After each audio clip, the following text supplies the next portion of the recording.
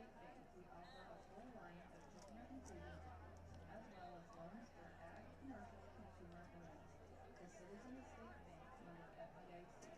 Let's go Bulldogs. More great music Yes. at Astro Radio. Tune in for Bullpup Football Friday nights with Lane Gillespie. Streaming on the free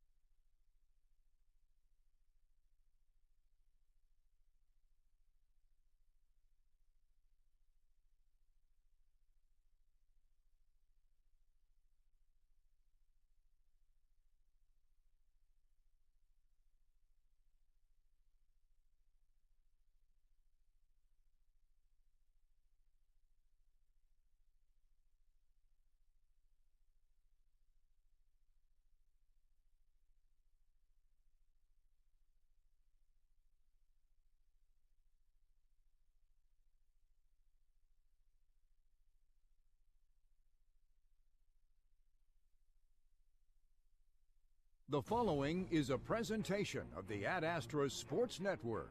Coming up, coverage of McPherson Bullpup football on 98.9 and 1540 KMCP. Bullpup Football is streaming online at adastraradio.com and on the Ad Astra Radio app. Coming up on the Midway Motors Drive to the Game, we'll break down tonight's matchup and preview other key games on the Ad Astra Sports Network. Tonight's kickoff is just 30 minutes away. At Midway Motors, we are here for you for every mile of life. Whether you're shopping for a new or used vehicle or selling one, Midway Motors will buy your vehicle even if you're not in the market to buy one of ours. Just stop by one of our 5 locations and one of our appraisers will evaluate your vehicle and you can leave with a check the same day. It's fast and easy. Visit MidwayMotors.com for more information. Midway Motors, for every mile of life. Bullpup Football on KMCP. Well, a pleasant good evening and welcome into Paul Family Field at McPherson Stadium for our coverage of McPherson Bullpup Football. It's homecoming night for McPherson High School, and they face an absolutely surprising team in 4A that happens to be in their own division, as the 1-2 Bullpups go against the 3-0 Winfield High School Vikings. Thank you for tuning in to 98.9, 1540 KMCP at AstraRadio.com, the Ad Astra Radio app, and for tuning in on our live stream at AdAstraRadio.com as well. Join alongside Nathan Roble, I'm Lane Gillespie. It's a do-or-die game for McPherson here for this one, a team that has struggled out of the gate but have lost to a couple of really good teams in the state of Kansas against Great Bend in Week 1. Last week, one of the best teams in 4A in Chanute, falling 27-14 just a week ago on the road. But now the Bullpups come back home for their homecoming night, but they face a team in Winfield who has been a surprise for some in 4A, a team that had a losing record a season ago and had struggled over the 4 years under Monty Lewis, or the 3 years rather. But here this year, they start off well with 3 wins to start off the year, Nathan. Yeah, this is going to be a well-coached team. Monty Lewis, a lot of experience, especially in the college realm. Coaching for Friends University for a long time, now down to Winfield. They're going to be a well-coached team. They've been surprising, like you said, but they're not. It's not an unattainable task to get right for McPherson and get back into the win column. We'll preview more coming up in the Midway Motors Drive to the Game. Coming up next, we'll meet with Mark Heidebrecht to give you the history between the Bullpups and the Winfield Vikings and what may be on the line here today. From the Midway Motors broadcast booth, you're listening to Bullpup Football on KMCP. More of the Midway Motors Drive to the Game coming up. Find exclusive Bullpup content online at adastraradio.com, including schedules, stories, and game day audio. McPherson Bullpup Football on 98.9 and 1540 KMCP. Controlling your own weather can be easier than controlling anything else these days. This is Julie with RC Heating and Cooling. With a well-working cooling and heating system, you can be in control of your indoor weather at home.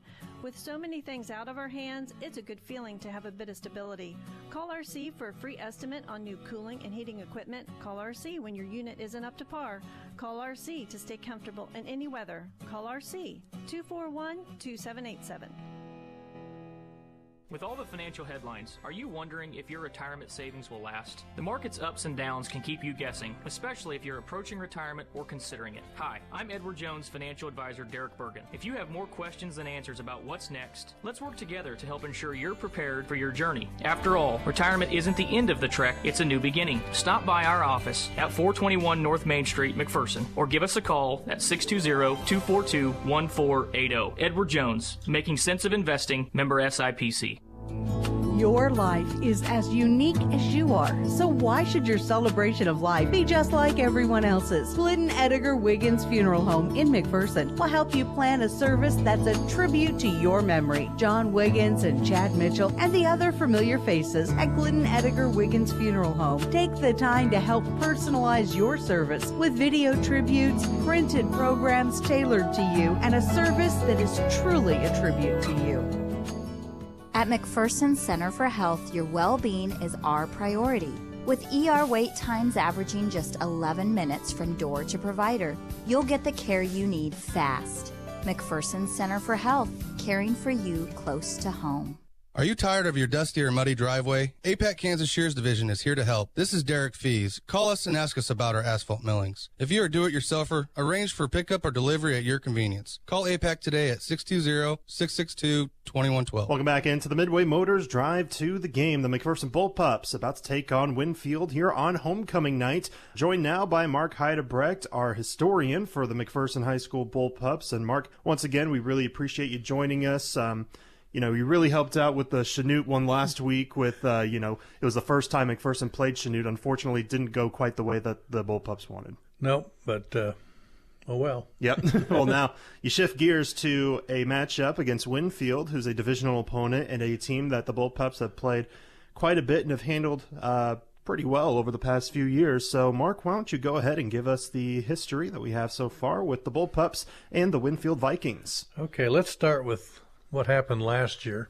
On September 29th in McPherson, McPherson defeated Winfield 17-14, and I must confess, I don't remember that game being so close, but obviously it was. Right. So I'm thinking tonight might be another close game. Overall, in the series, McPherson leads the series 31 wins to 11 losses. The series started back in 1978 when McPherson joined the Ark Valley League, and the last game was played last year, so that's 42 games in the series, and actually that ranks 5th out of all the 55 football opponents we've played since 1920, so it's a rather large series. Our home record against Winfield is 16-4. Our away record is 15-7. In terms of offensive averages, McPherson has averaged 26.7 points per game. Winfield has averaged 11.3 points per game. In terms of winning margins, when McPherson wins, it's by an average of 25 points per game. When Winfield has won, they have won by an average of 11.6 points per game. We do have a current winning streak intact right now of 10 games, and we have won actually 17 out of the last 18 games dating back to 2002. So we've got something to protect. In terms of highest scores in the series, McPherson scored 61 points on October 9th, 2015, in Winfield for a 61-0 win. Winfield's highest score in the series was 39 points on September 8th, 1995, in Winfield for a 39-29 win. Highest winning margins in the series. We just talked about it. McPherson won 61-0, so that was back in September of 2015. Winfield won by 23 points on September 23rd, 1983 in Winfield by a score of 26-3. Coach Paz's record versus Winfield is 9-0. So kind of a lot on the line tonight in terms of streaks and so on. It seems like it. And with, Winfield coming in 3-0, you said it might be a close one here tonight, but a lot on the line with a 10-game win streak, 9-0 under Coach Pav, and only lost once to the Vikings, but over the past 22 years. So it's crazy. Yeah, we want to keep our hopes for a Ark Valley CTL title in play. So we gotta win this one. Yep, and both teams. Both McPherson and Winfield are tied for the top, as they're both 1-0 in league play. So this is both of their teams' as a second divisional game this year. But I think the race for the Ark Valley Chisholm Trail League will be pretty close, because probably going to go through Bueller. It probably is, yeah. In reality, but first things first. Yep, got to get the Vikings. Yep. So we'll see how that game goes, Mark. As always, we really appreciate you taking the time. So thank you so much again. You're welcome. That's Mark Heidebrecht. We'll have more coming up in the Midway Motors Drive to the Game. You're listening to coverage of Bullpup football on 98.9 and 1540 KMCP. We've got more of the Midway Motors Drive to the Game coming up. Midway Motors in McPherson, Newton, Hutchinson, and Hillsboro. For every mile of life. 98.9 and 1540 KMCP. The McPherson Bullpups play here. Have you heard? Great Plains Federal Credit Union has a brand new app that gives you total account control right at your fingertips. With the new GP Anytime app, you'll soon be able to deposit your check, pay your bills, even transfer funds to friends and family with ease through Zelle. The Great Plains Federal Credit Union mobile app can do it all. Download it today through the App Store or Google Play Store. Just search GP Anytime. That's GP Anytime. And you'll have access to your account, well, anytime. See Great Plains Federal Credit Union for details. Member NCUA. The grilled cheese steak burger is back at Freddy's, featuring our signature sizzling steak burger on buttery Texas toast, loaded with crispy bacon and 2 times the melty cheese. And with our brand new side of tots, we know you'll be rolling back in for more. Available for a limited time only at Freddy's. Order today on your Freddy's app, online at Freddy's.com, or visit a Freddy's location near you. Get yours today at Freddy's Frozen Custard and Steak Burgers in Hutchinson and McPherson.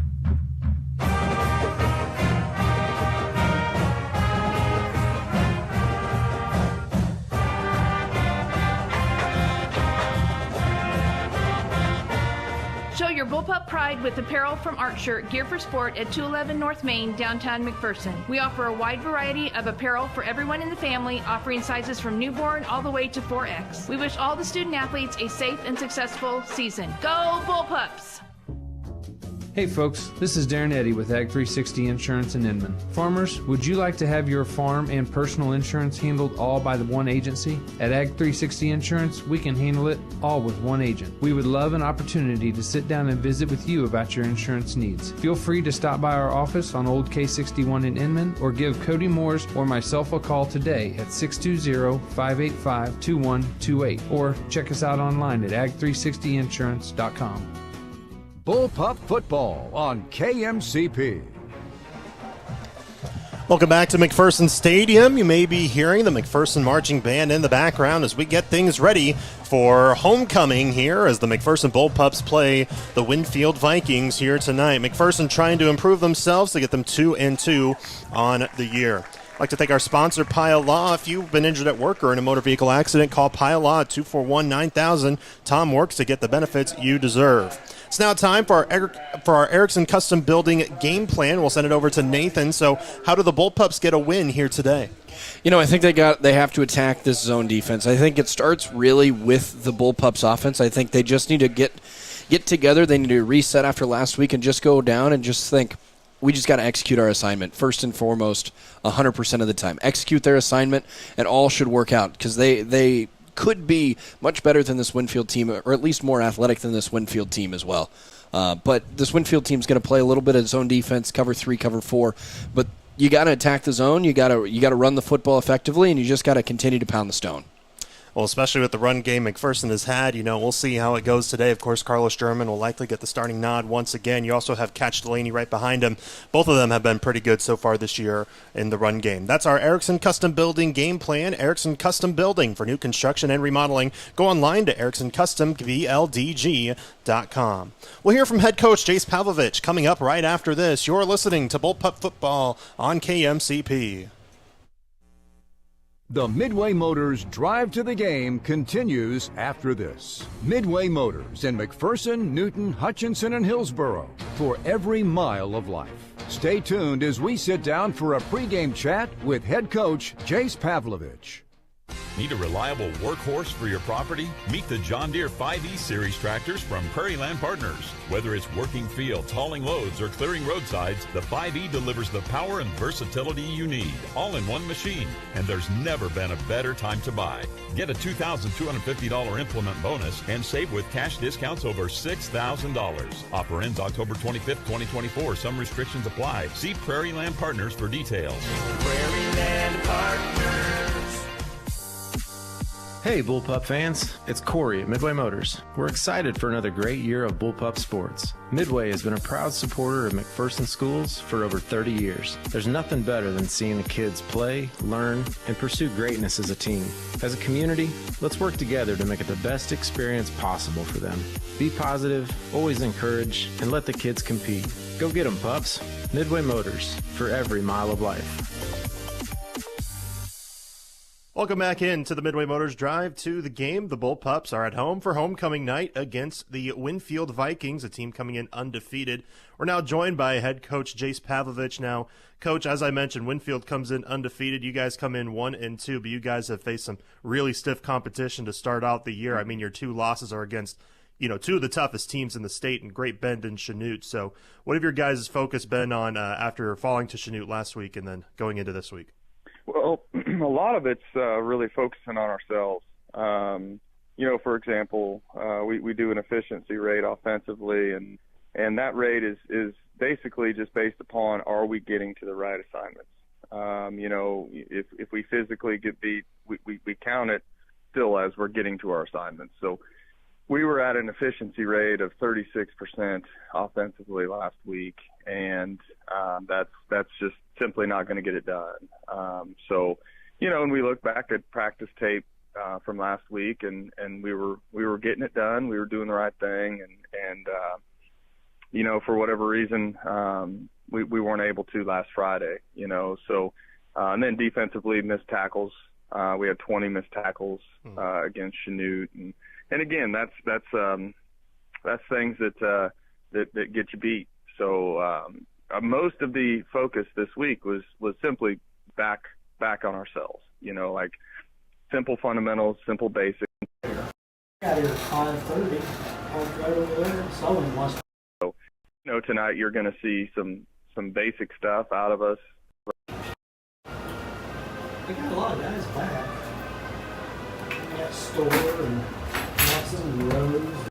Last week, you also mentioned the missed tackles defensively, but one of the biggest things that we noticed were, just some small offensive mistakes, bad routes or bad snaps, something like that. So how do you shift that forward to make sure that does not, snowball into carrying it for an extra week?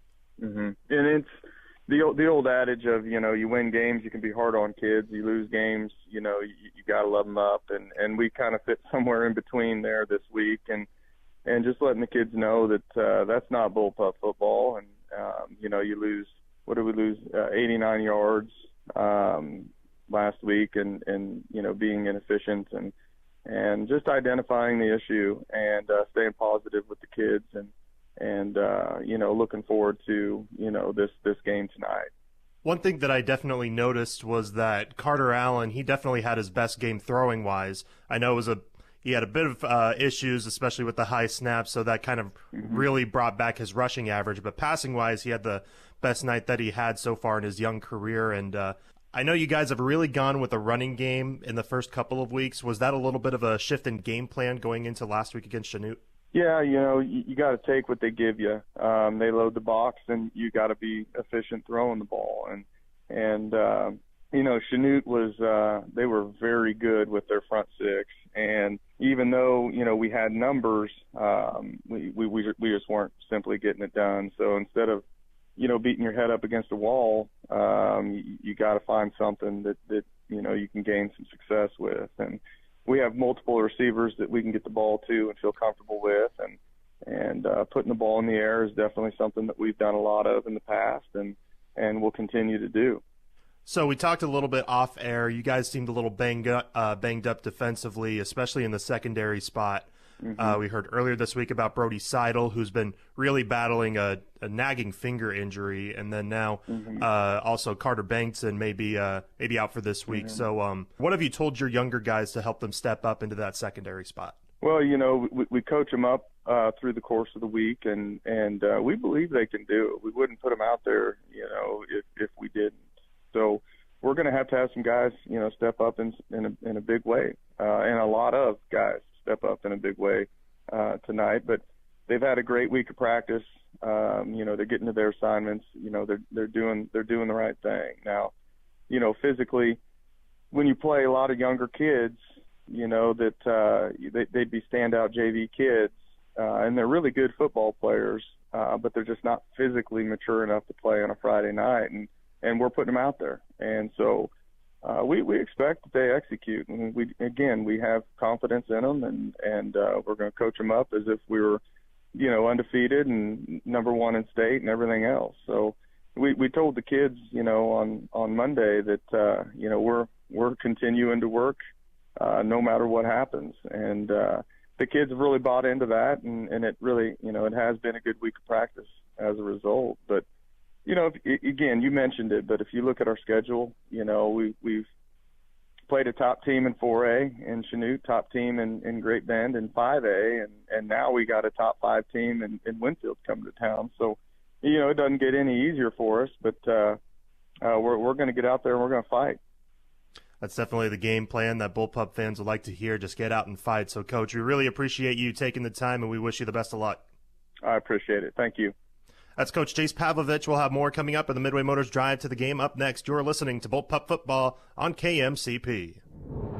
The Bethany College Athletic Department strives to educate, develop, and challenge its students. Bethany Swedes connect with the community, develop key character traits, maintain healthy, mental, spiritual, and physical lifestyles while leading lives of faith, learning, and service. Bethany College belongs to the NAIA and a member of the KCAC with teams in 22 sports in the fall, winter, and spring. For a complete schedule of events, go to BethanySwedes.com. Integrity, hospitality, community, excellence, Bethany College. Get in the game. When you stream with MTC Fiber Internet, it's as thrilling as being on the field. Get gigabit internet, symmetrical up and download speeds, unlimited data, and 24/7 support. Call 877-216-9951 or stop by your local MTC office in Little River, Lyons, Marquette, McPherson, or Sterling to find out more. Bullpup Football on KMCP. Welcome back to Paul Family Field at McPherson Stadium. We're still about 10 minutes away from kickoff here for homecoming night for the McPherson Bullpups as they face the Winfield Vikings. Now time for our Act 360 Insurance Ones to Watch. Act 360 Insurance is here to partner in your legacy. Contact agents Darren Eddy or Cody Moores in Inman. A lot of guys to highlight for both of these squads. Nathan, who are the guys that we should definitely take notice of here tonight? Yeah, I think you want to look kind of at this Winfield offense. I think it starts all with the quarterback, Kellen Gibson. He runs well, throws the ball on the move, but he will make mistakes. So that he's going to be a guy to keep an eye on. Cale Lindeman is another guy to keep an eye on. He's got good size, runs hard, not flashy, but will get the job done and has the ability to make you miss. As for the Bullpups, I think you gotta continue to watch this offensive line. I think if as the offensive line goes, this offense will go as well. But you also gotta watch Ashton Malm. I think he's going to be a big key to this offense today as well. And then on the defensive side, there's a number of defensive substitutions that are being made for the Bullpups. I think the entire defense you just need to watch out for. Well, especially we talked about with Coach Pav. Before this previous break, the secondary is going to be a 10th thin with injuries to Brody Seidel, Carter Bankson, so they'll both be out for this game, and hopefully not too much time for Bankson. Seidel will be sidelined, unfortunately, for quite a bit of time. So how do the younger guys step up against an offense like Winfield's? I think it comes down to the coaching staff making quality decisions to put these athletes in the right spots. I think They trust their coaching staff to put them in the right spots, and they will. And you just, as a younger guy, you just got to sometimes just blank the mind out a little bit and just go execute the assignment that you need. You don't have to do too much. Just do what you're asked to do. Nothing more, nothing less. And I think that's how you see keys to success. Those are our Act 360 Insurance Ones to Watch. Kickoff is coming up next as the Bullpups are about to take the field here on their homecoming night. You're listening to Bullpup Football on 98.9, 1540 KMCP. More of the Midway Motors Drive to the Game coming up. Find exclusive stories highlighting Bullpup athletics at adastraradio.com.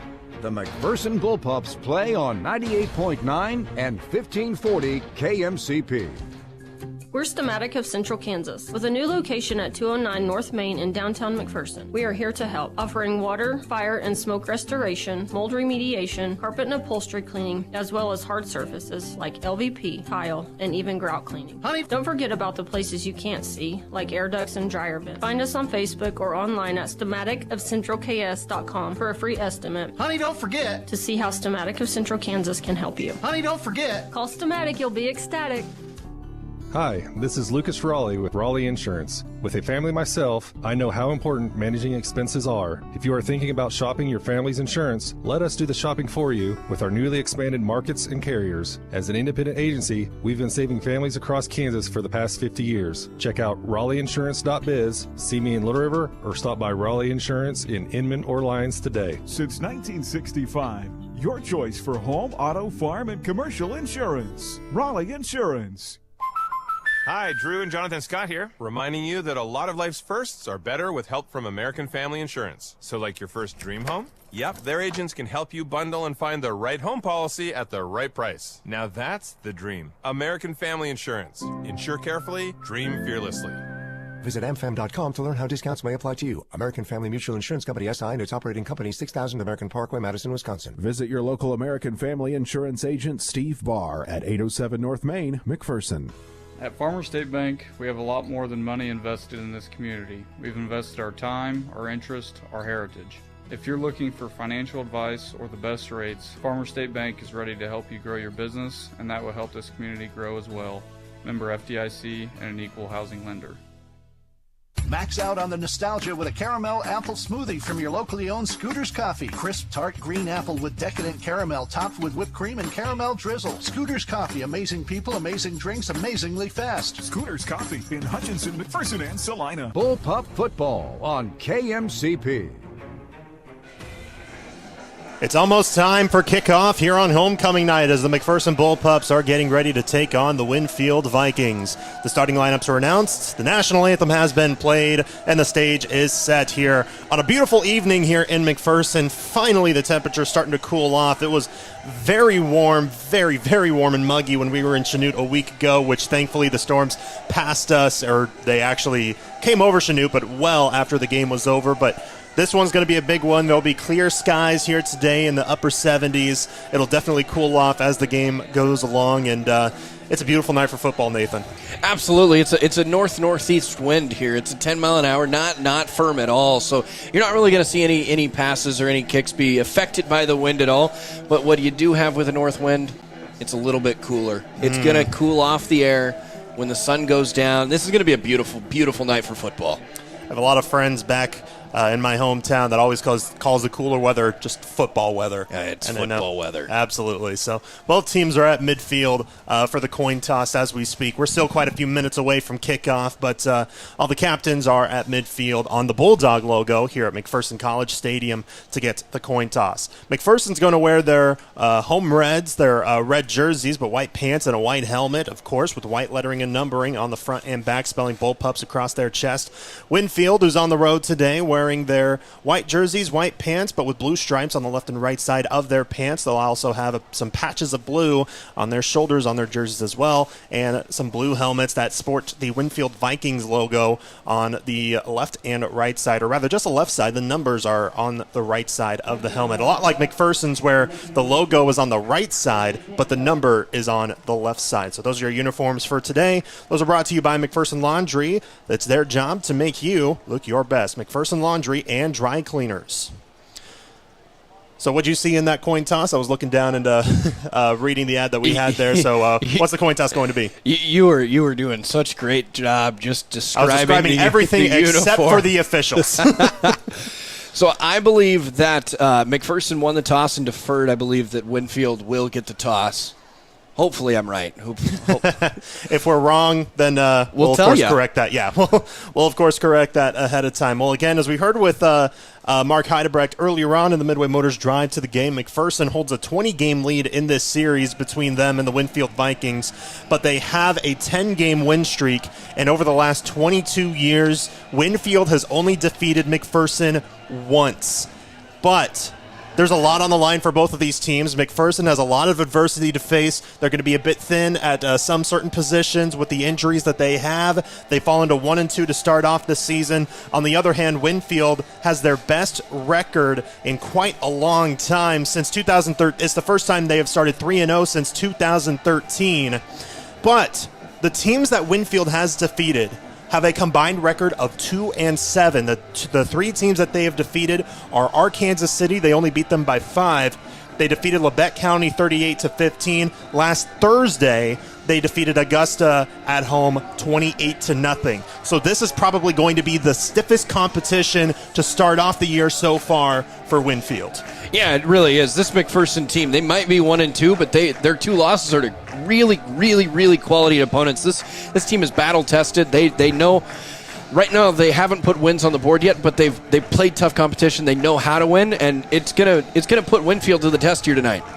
Winfield is headed by Monty Lewis in his 4th season as the head Viking, as, of course, this is definitely the best start that he has had so far under his tenure, with this just being his 4th year. McPherson will kick to the left side as we view the field, and Winfield vice versa. Hoover boots it away, end-over-end kick on the near side. It's bobbled off the chest plate of a Viking. Ball is loose, and it goes out of bounds on the near side. Man, did the Bullpups have ample opportunity to get that kick off, but were not able to do so. Winfield will have the ball at their own 31. Yeah, the returner just let that ball go right through his hands, right off the chest plate. It actually bounced off a protector and out of bounds, so a lucky bounce for Winfield to start here. But this is a good field position to start right now here at the 30-yard line for Winfield. Evan Hutto was the man that was there back deep to return for Winfield. He's got some speed on him. He had 6 catches for 58 yards a week ago, but now the man under center, in the I formation, Kellen Gibson, the junior quarterback, 6 foot, 175. 2 backs behind him and a fullback and a running back. They'll hand it off on first down up the middle. Swallowed up after a gain of 1 was Cale Lindenman, a guy who has good size and is good at running angry. You know, I'd expect to see this even more. I know the fullback's now coming out of the game, but they're just going to line up. They're going to try to run the football right behind their offensive line. At times, they're going to try some toss or some sweeps, but they're just going to try to run a little bit of zone, a little bit of power, and just try to run it down your throat. When I say running angry, that pretty much means going full speed ahead, getting past everybody that you can. Shotgun now for Gibson. 2 receivers each side. Gibson takes a snap, looks to fire quickly. It is out of the outstretched arms of the receiver and incomplete. Owen Suttles was the intended man, and Bishop Brown was the first one there, a little bit too far ahead of Suttles from the pass from Gibson. 3rd down and 9 at the 31. Yeah, first pass play for Winfield. They just ran a little out pattern, just out through him just a touch. Did the quarterback Gibson? So it's what they want to try to do. They want to get it out to their playmakers. That time incomplete, 3rd down and long. They do like to go with some short passes, but he can air it out down long, as we saw in the pregame warm-ups earlier. But also, Kellen Gibson is a regional champion in javelin. Here on the shotgun, he's going to throw it. It's picked off, intercepted by Brown. 20, 15, Gibson to beat. 5, see you later. Bishop Brown, touchdown, Bullpups. A pick 6 by Bishop Brown. He's a terrific receiver, but he gets it done as the safety all the way in the secondary. Yeah, that was just a simple hitch pattern, and he read it perfectly, read the eyes of the quarterback, and just stepped right in front, caught it, and took it for 6. Excellent job by Bishop Brown in his cornerback position. That's the first interception McPherson has had defensively. They recovered 2 fumbles last week, which were the first turnovers that they have created defensively. 3 plays in this key game, they take it the distance. A pick 6 by Bishop Brown here, not even a minute into this game. We are 52 seconds in, and it's 6-0 Bullpups. Jackson Hoover in to kick the extra point. Good snap, good hold. The kick is good. 7-0 Bullpups. How about that start for McPherson? 7-0, just 52 seconds in. We'll be back in 30 seconds. You're listening to Bullpup Football on KMCP.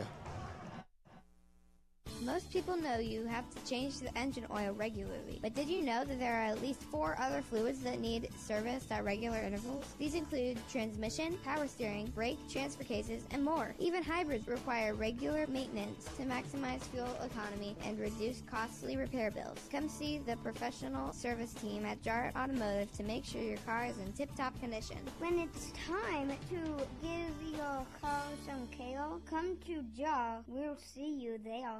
98.9 and 1540 KMCP.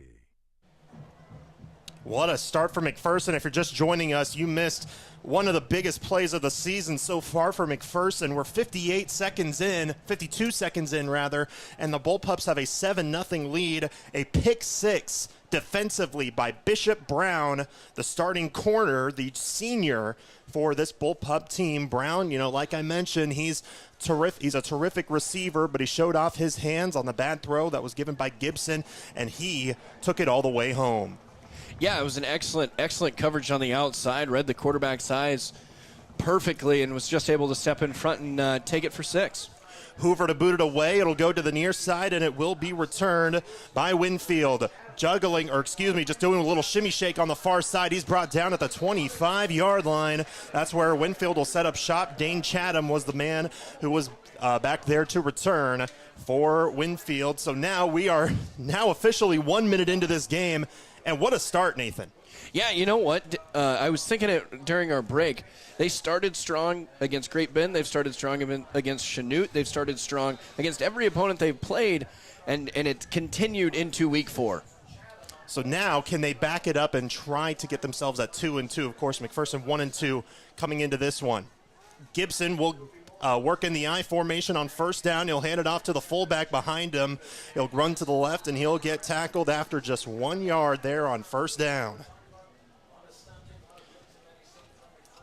Yeah, that was just a simple I formation, but this time they put 2 fullbacks and the running back in the backfield as well, and gave it to the second fullback. Pickup of 1, just tried to go right behind that left guard. It was Jackson Davis there to run it. He is an all-league defensive back, returner, and kicker from last year, and he returns here this year. He threw for a touchdown pass last week on a trick play that Winfield likes to run.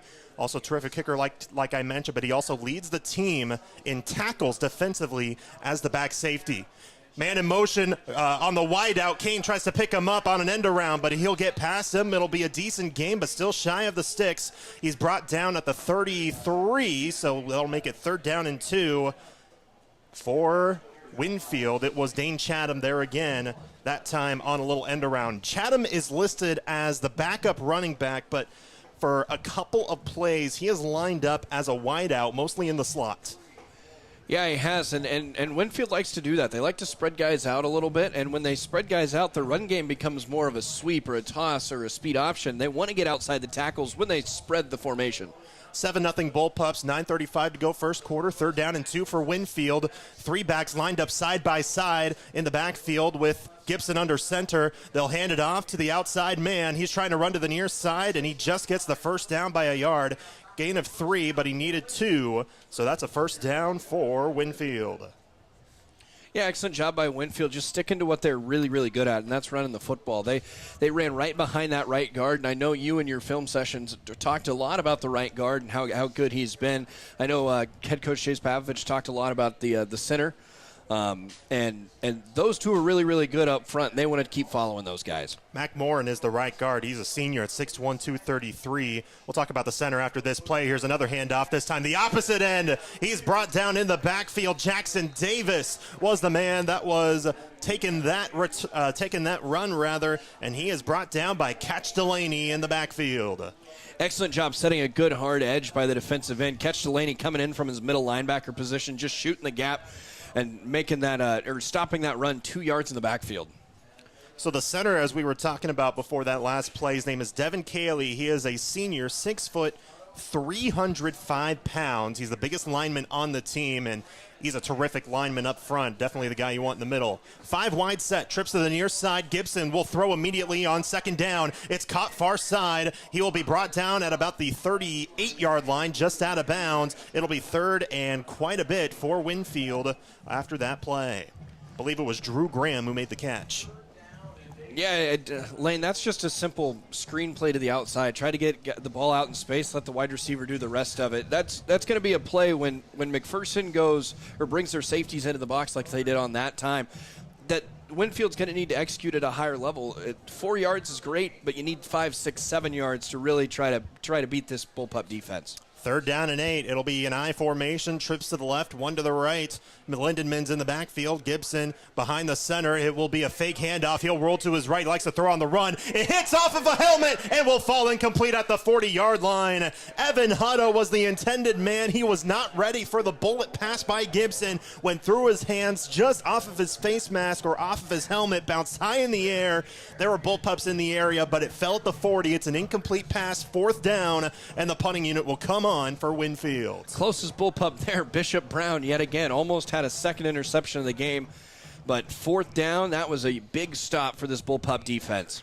Gibson, the starting quarterback, is also the punter for Winfield. Dane Becker's back deep to return. He gets the punt away. It's a nice punt that's going end over end, far side. Return, no, bobbled and fumbled at the 33, and that's where it will go out of bounds after being picked up by Becker. Maybe a chance at a somewhat decent return on the far side, but he lets it bounce out of bounds. We do have an injured bullpup on the play.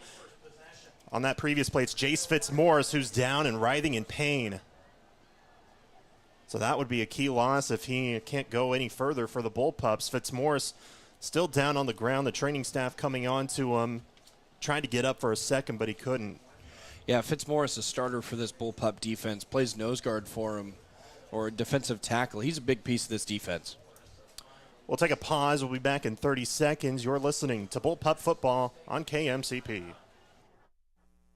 I'm Jared. Since 1948, we at Krupp Lumber in Heston have been helping customers choose the perfect lumber, find the right tools, and improve homes every step of the way. We offer a wide selection of top-quality windows and doors like Marvin and Anderson and R.D. Henry & Company cabinets to make your home stand the test of time. Not only do we offer paints and lawn and garden supplies, but we can build floor and roof trusses in-house and can help you design your own. Ask about our in-state delivery. Krupp Lumber. Service is our specialty. 98.9 and 1540 KMCP. 8:05 to go first quarter, 7-0 McPherson. Still waiting for McPherson to get their first offensive possession of this game. We're pausing for an injury timeout right now as Jace Fitzmaurice, the starting nose guard for McPherson, is down on the field. Well, now he gets up but is getting some help to walk all the way back to the sideline. Fitzmaurice noticeably in some pain. We certainly wish the best for him. You can hear the McPherson faithful and the Winfield fans on the visiting end as well clapping to show their sportsmanship for Jace Fitzmaurice.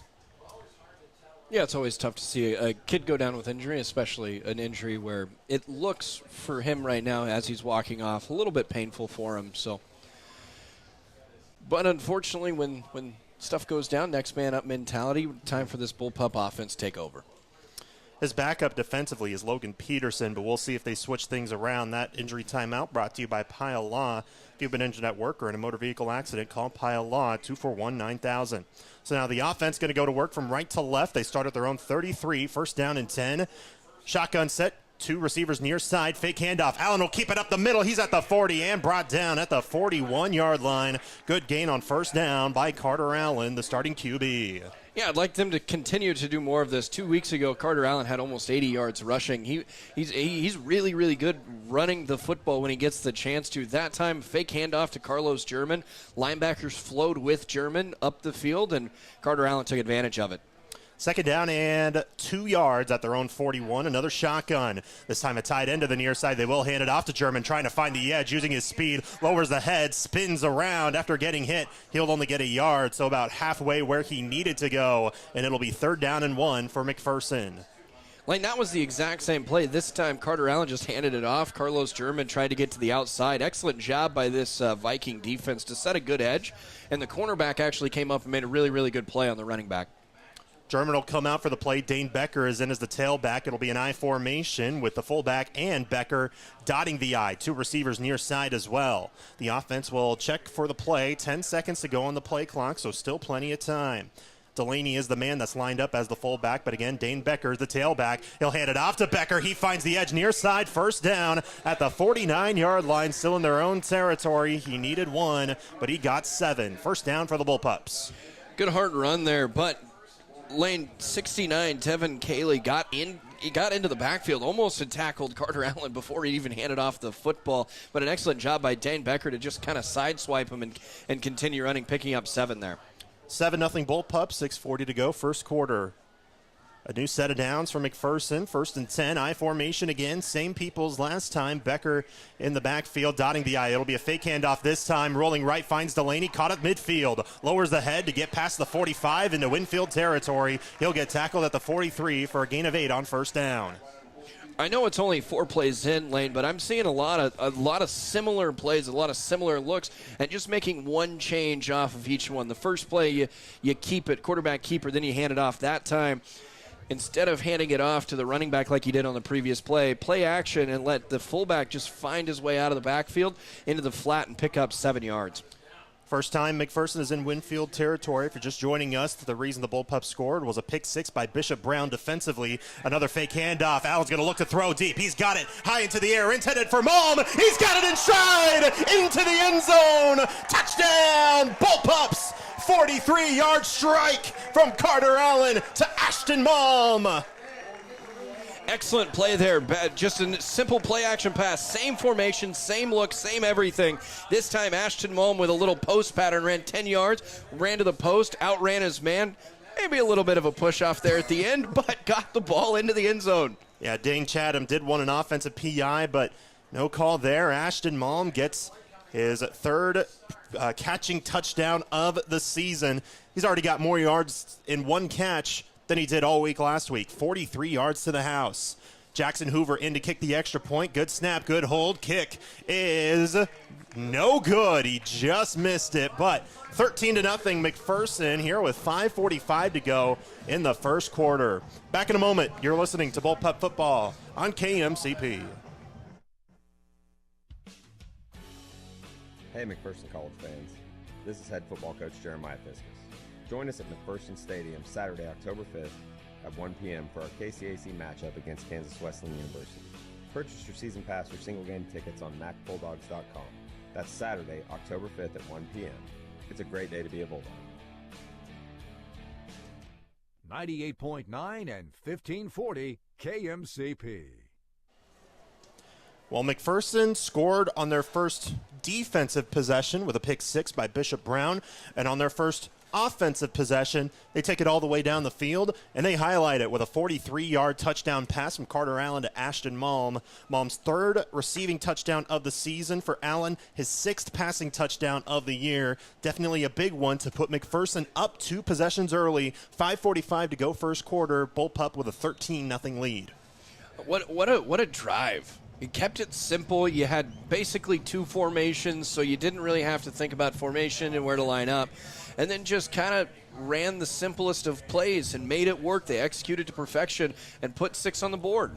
How do the Vikings respond? The ensuing kickoff is a high kick that will be fair caught at the 25 by Winfield. The man that fair caught it was Owen Suttles, the starting receiver. So it'll be 1st down for Winfield. Let's see where they actually mark it. I think it might be right at the 25. So ultimately works the same as a touchback, but the fair catch was called on the kickoff, and now Winfield will try to get their first points of the game.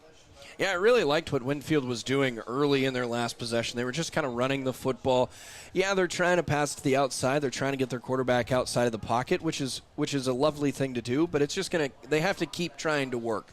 Shotgun formation for Gibson, 1 backer on each side of him. He will work in an option. He'll pitch it out to Lindenman to his left. He will be hit hard and brought down out of bounds for a loss on the play. Keaton Crane, a guy who has not had a whole lot of varsity experience, has to come in this week with the injury, making it a little bit thin in the secondary spot. But how about the 5'7" sophomore laying the boom?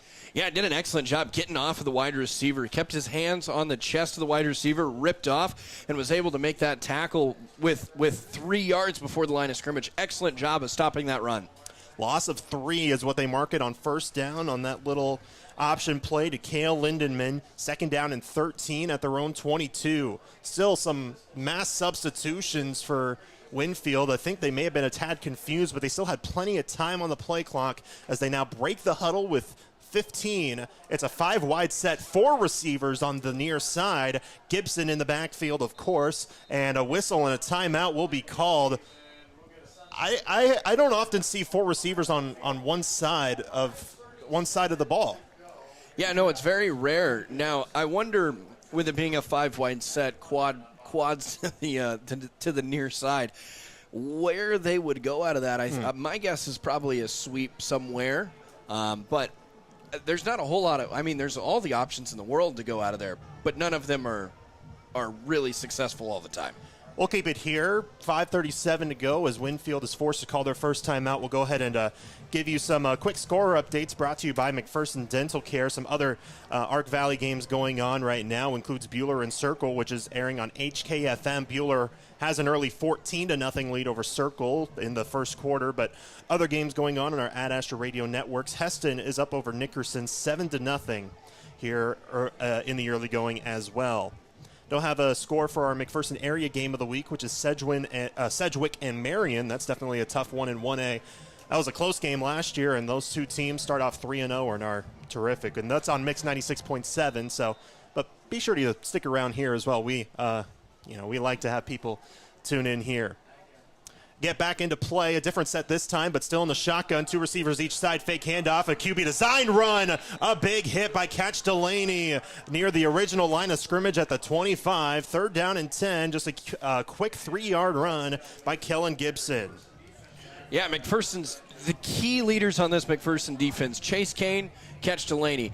Chase Kane set the hard edge, forced the quarterback to run up the field, and Catch Delaney was there to lay the boom. Excellent job by both of those defenders to hold that to a 3-yard run. Gibson is terrific on the ground as well. He did not have any passing touchdowns last week, but he had 3 rushing touchdowns in their 28-0 win against Augusta last Thursday. Shotgun, 2 receivers each side. Gibson scanning the field. The pocket opens up. Here's a deep pass on the far side. It's caught at midfield. Moving across midfield to the 45. Drew Graham on the catch, keeping the possession alive for Winfield. A gain of 30 on that play. Yeah, that was like a 25-yard comeback route a little bit where Drew Graham just kind of sat down and let the young cornerback Keaton Crane run by him. Sat down, looked back for the football, and was able to be hit in stride when Kellen Gibson released that football. And that's probably the biggest play. Well, it definitely is the biggest play on paper, but you think about that. That's a momentum booster when you're trailing 13-0. You needed a big shot play. You got one right there. You're now in McPherson territory. First down for Winfield at the Bullpup 45. Pitch out far side to Chatham. He's got the first down on the far side. Hit hard just immediately after crossing the sticks. It's a gain of 11 for another Viking first down. You know, Elaine, the one thing that I watch for after a big play from a big wide receiver in Drew Graham is the way he plays the next play. That time he got down and dirty and made the key block to spring that open for 11 yards. Excellent job by that young man to get out there and be a great teammate. 4:20 to go, first quarter, 13-0 Bullpups here in the early going, but Winfield starting to move down the field. Still early in this ball game, a pair of terrific offenses for both of these teams. And we're definitely seeing Winfield right there on back-to-back first downs. 3 backs in the backfield, line side to side in an I formation or under center formation. Sometimes they call it a wishbone, but there's also a guy right behind him. Hand off to the backer that was right behind him, and Jackson Davis, he'll go up the middle for a gain of 2 to mark him at the 32-yard line in Bullpup territory. Yeah, just another run right behind the guard in the center. They really like this the center and right guard. They're going to continue to run right behind him. McPherson's going to have to find a way to keep limiting those to 1-2 yard rushes. Another I formation, dotting the I is Cale Lindenman, about 7 yards behind the ball. 1 receiver each side as well for Winfield here on 2nd down and 8. Fake handoff. Here comes the pressure, but it's a quick pass, and it's caught near side, brought down at the 25-yard line. Maybe a cross for about the 23. It's another first down.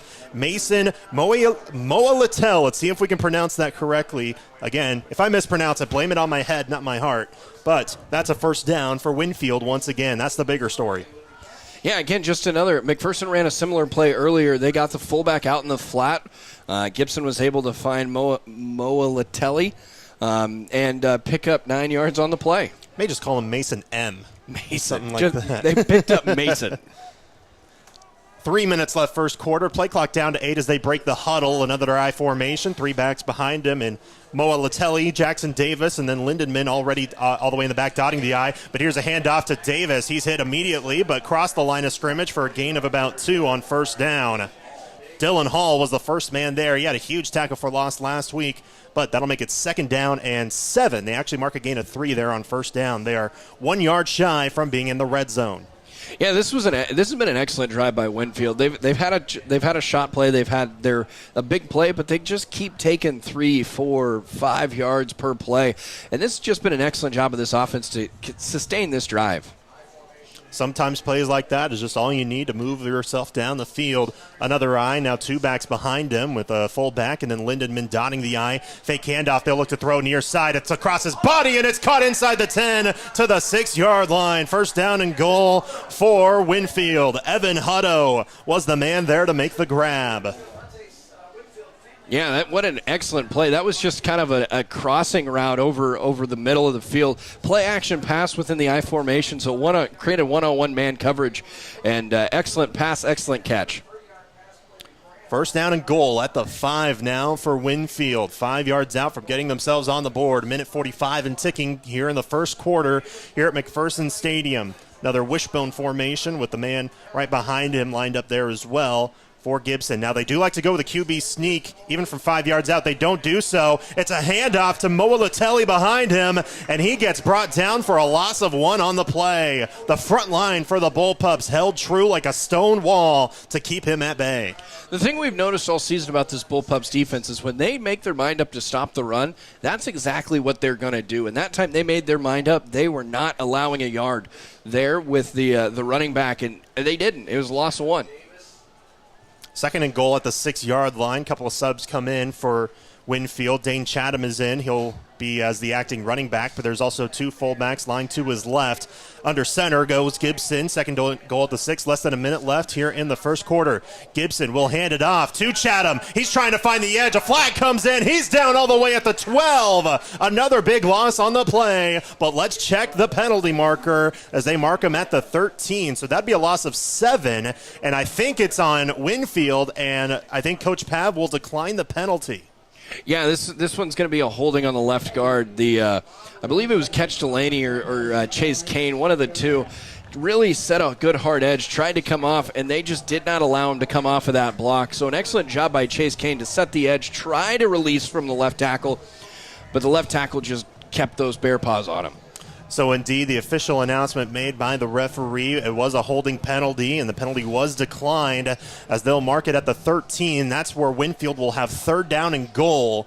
Clock continues to move. 40 seconds left, first quarter. The play clock is down to 10. It's a shotgun set for Gibson. Man in motion, moving from left to right. Fake handoff. He'll look to throw on the run to the right side. He has an opening should he wants to run, but he has a man wide open in the end zone, and it is caught. Touchdown, Winfield. Adam Everett, with nobody in sight for McPherson, was open about 7 yards deep in the end zone, and Winfield is on the board.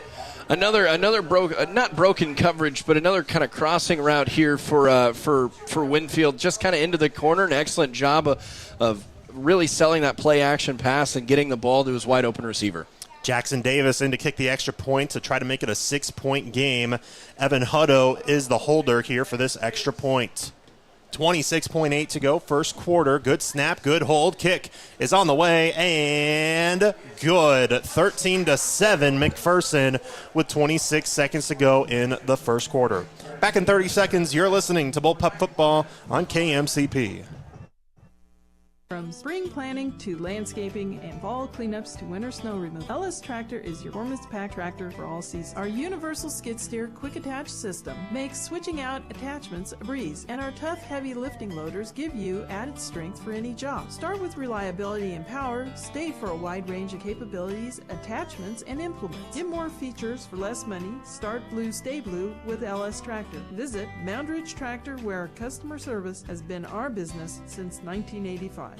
98.9 and 1540 KMCP.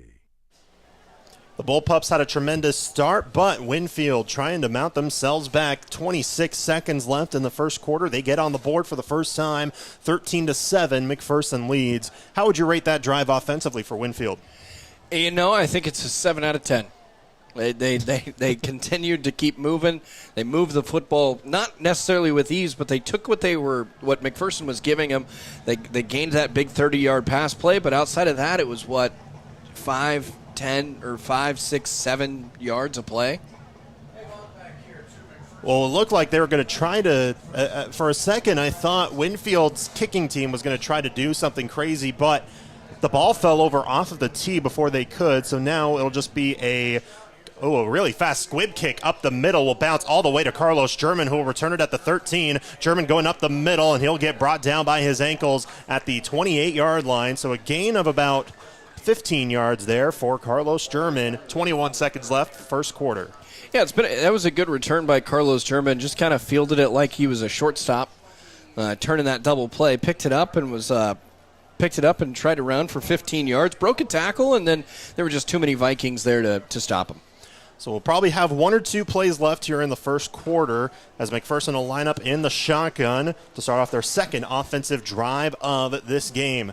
Carter Allen in as the QB. Carlos German to his left hip pocket as they officially mark it at the 28. Two receivers far side, one to the near. Allen will hand it off to German. Does a little 2 or 3 little juke moves up the middle, goes to the near side, gets a gain of about 3 yards on first down. Kind of went side to side a little bit more than north to south, but it still worked out to get 3 yards rather than maybe just 1 or 2. Well, yeah, that's the thing that I really like about Carlos German is they're going to let this go to the end of the half or into the quarter, but he's just shifty. He knows when to juke, he knows when to make a move, and he's going to make you miss. First quarter comes to a close. We'll be back for the second quarter, 13-7, McPherson. You're listening to Bullpup Football on KMCP. Need secure storage for your RV or boat? Check out the brand new Countryside RV, Boat, and Self-Storage in McPherson. Located on 16th Avenue near Crable's Meats. We offer 15 by 50 fully enclosed storage units and covered outdoor storage. Call or text today at 620-755-6586. Countryside RV, Boat, and Self-Storage. Your storage solution. That's 755-6586. Hungry? Heston Bakery and Cafe welcomes you for breakfast, lunch, dinner, and everything in between. They have an assortment of sandwiches, salads, soups, baked goods, specialty coffees, and desserts. Open 7 days a week, located in Heston. It's a convenient, comfortable space to meet friends and family. Ask about the catering options, too. Find them online at HestonBakeryandCafe.com to view the menu or order online. 98.9 and 1540 KMCP. Through one quarter of play, 13-7, the McPherson lead here through the first quarter. A good start for them, especially on both sides of the ball. Now they'll start off second down and 7. Another handoff up the middle. It will be Carlos German who swallowed up after about a yard. It'll be third down and about 6 yards for McPherson. But back to that first quarter, terrific start. They had a pick six just 3 plays in with Bishop Brown taking it the distance. Then on their first offensive possession, they moved down the field, highlighted by a 43-yard touchdown throw from Carter Allen to Ashton Malm. But then Winfield really brought it right back, 13-7, our score here. Third down and 5 is where they'll mark it at the 33-yard line for McPherson. Shotgun set, trips to the right, one receiver left. Allen will look to throw. Here comes the pressure. He's going to try to roll out, but down he goes in the backfield for quite a bit of a loss. Jackson Gatton comes back in, the senior, to bring him down to bring out the punting unit for McPherson. Yeah, Gatton closed quickly. He had quick closing speed there. Just did not allow Carter Allen to even try to get out of the pocket, and he was already there. I was about to say, Lane, that was kind of the first time this Bullpup offense has kind of been tested. 3rd and 5, 3rd and long, and that time ends with a sack. Brock Richardson coming in to punt. He will boot it away with the right leg, a side-over-side kick, which kind of goes a bit to the left, goes past the 40, continues to roll to the Winfield 32-yard line where it is laid to rest, so Winfield will take over right there. So now Winfield has a legitimate shot at tying or taking the lead right here after just 6 minutes in, maybe 7 minutes in. We thought McPherson was probably going to have an incredible game as they started off terrific from the jump, but now Winfield pulling out the Dikembe Mutombo saying, no, not quite yet. Yeah, this is going to be a back and forth affair, I think. I think Winfield's going to take their punch, and they're going to answer even more. Bullpups are going to try to answer with their own haymaker, and I think this is going to continue the way it's going right now. 10.5 minutes left in the second quarter, 13-7 McPherson. Shotgun set, trips to the far side, 2 receivers near side. Gibson will keep it on a QB-to-side run on the far edge. He gets out of bounds after maybe a yard or even a half a yard at that. So a good job by McPherson defensively on the far edge to just cut him to maybe a couple of feet on first down. Yeah, that's something I've noticed today for this Bullpup defense early is that they're just not allowing a whole lot of space beyond the tackles, the offensive tackles. They're not allowing much, and so it's going to be interesting to see how Winfield can adjust and try to take advantage of something else somewhere else. Clock stops as the man goes out of bounds. 2nd down and 9 at the 33. I formation. 3 backs lined up behind Gibson. Lindenman dots the I for Winfield. They're on the right hash. They will hand it off. Lindenman does it with a little stutter step, and down he goes in the backfield. A big loss on the play. Dylan Hall was there. So was Catch Delaney. Excellent job there by the linebacker, by Dylan Hall. Dylan Hall beat his man so quick that I didn't even know who he was supposed to be blocked by. That's how quickly he beat his man. Catch Delaney, just excellent vision of just flowing downhill and just understanding where he needs to be in space and time. Loss of 3, 3rd down and 11 for Winfield. Well, last time they had a 3rd down and long, though. They converted on a 30-yard pass. Let's see what Winfield will do here. 2 receivers each side out of the shotgun on the right hash. Lindenman lined up to the right hip pocket of Gibson. Gibson will take the snap and look to throw. Scans right, rolls out to the far side. Still looking, fires it late. It is knocked away and incomplete. A very dangerous throw that was knocked down by Bishop Brown, the man who brought home the pick 6 just 3 plays in to make it 4th down for Winfield. Well, yeah, when talking about this Winfield offense, one of the biggest things you hear about is that, hey, this quarterback Kellen Gibson, he runs well, he throws the ball on the move really well, but one of the things that he doesn't do well is that he just sometimes puts the ball in harm's way. That may be one of those times where you just put it too much in harm's way. Luckily for this Winfield offense, they still have possession of the football, and it's 4th and 13. 3 on the play clock as they had a late sub come in, maybe some confusion. Gibson's punt is away, a terrific punt. Becker with a over-the-shoulder grab for the return, lowers the head and brought down at the McPherson 40-yard line. That's where McPherson will set up shop. Good field position right there with still a 13-7 lead.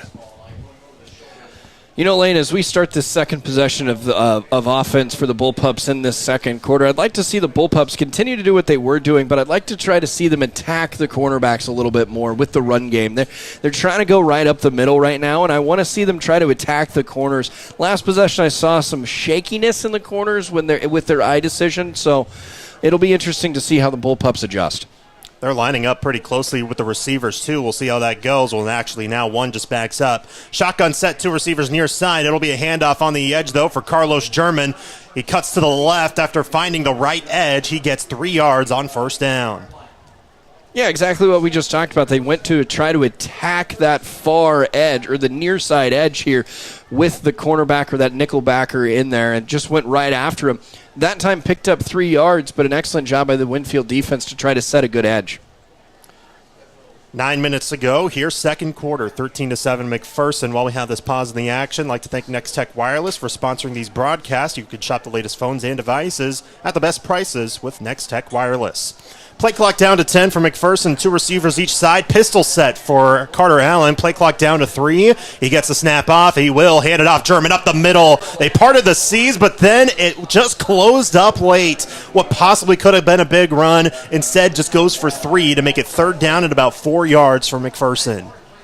Yeah, this Winfield defense has been athletic tonight. They've closed gaps really quick. Every time that I think a hole's been opened, it just closes up really quick, and I just have no idea what to do after that. But they another 3-yard pickup there by Carlos German. This time 3rd down and manageable. Let's see how the Bullpups adjust from the last drive. They're at their own 47-yard line with 8:05 and ticking here in the first half. They get the sign from their sideline. Play clock is down to 5 as they're in the pistol once again. 2 receivers left, 1 right, also a tight end. They will fake the handoff. Allen will roll out to the right. 1 man is bottled up. He's going to have to fire it late. It's caught at the 44 or the 46-yard line in Winfield territory. A late throw by Carter Allen works to perfection. Aaron Winter with the grab. First down, Bullpups. Excellent job by Aaron Winter just to stick with the route that he had. He didn't try to get out of the way. Carter Allen knew where he was trying to go with the football, found him, and did an excellent job of actually putting it slightly behind Winter to allow him to stay inbounds and not go out of bounds.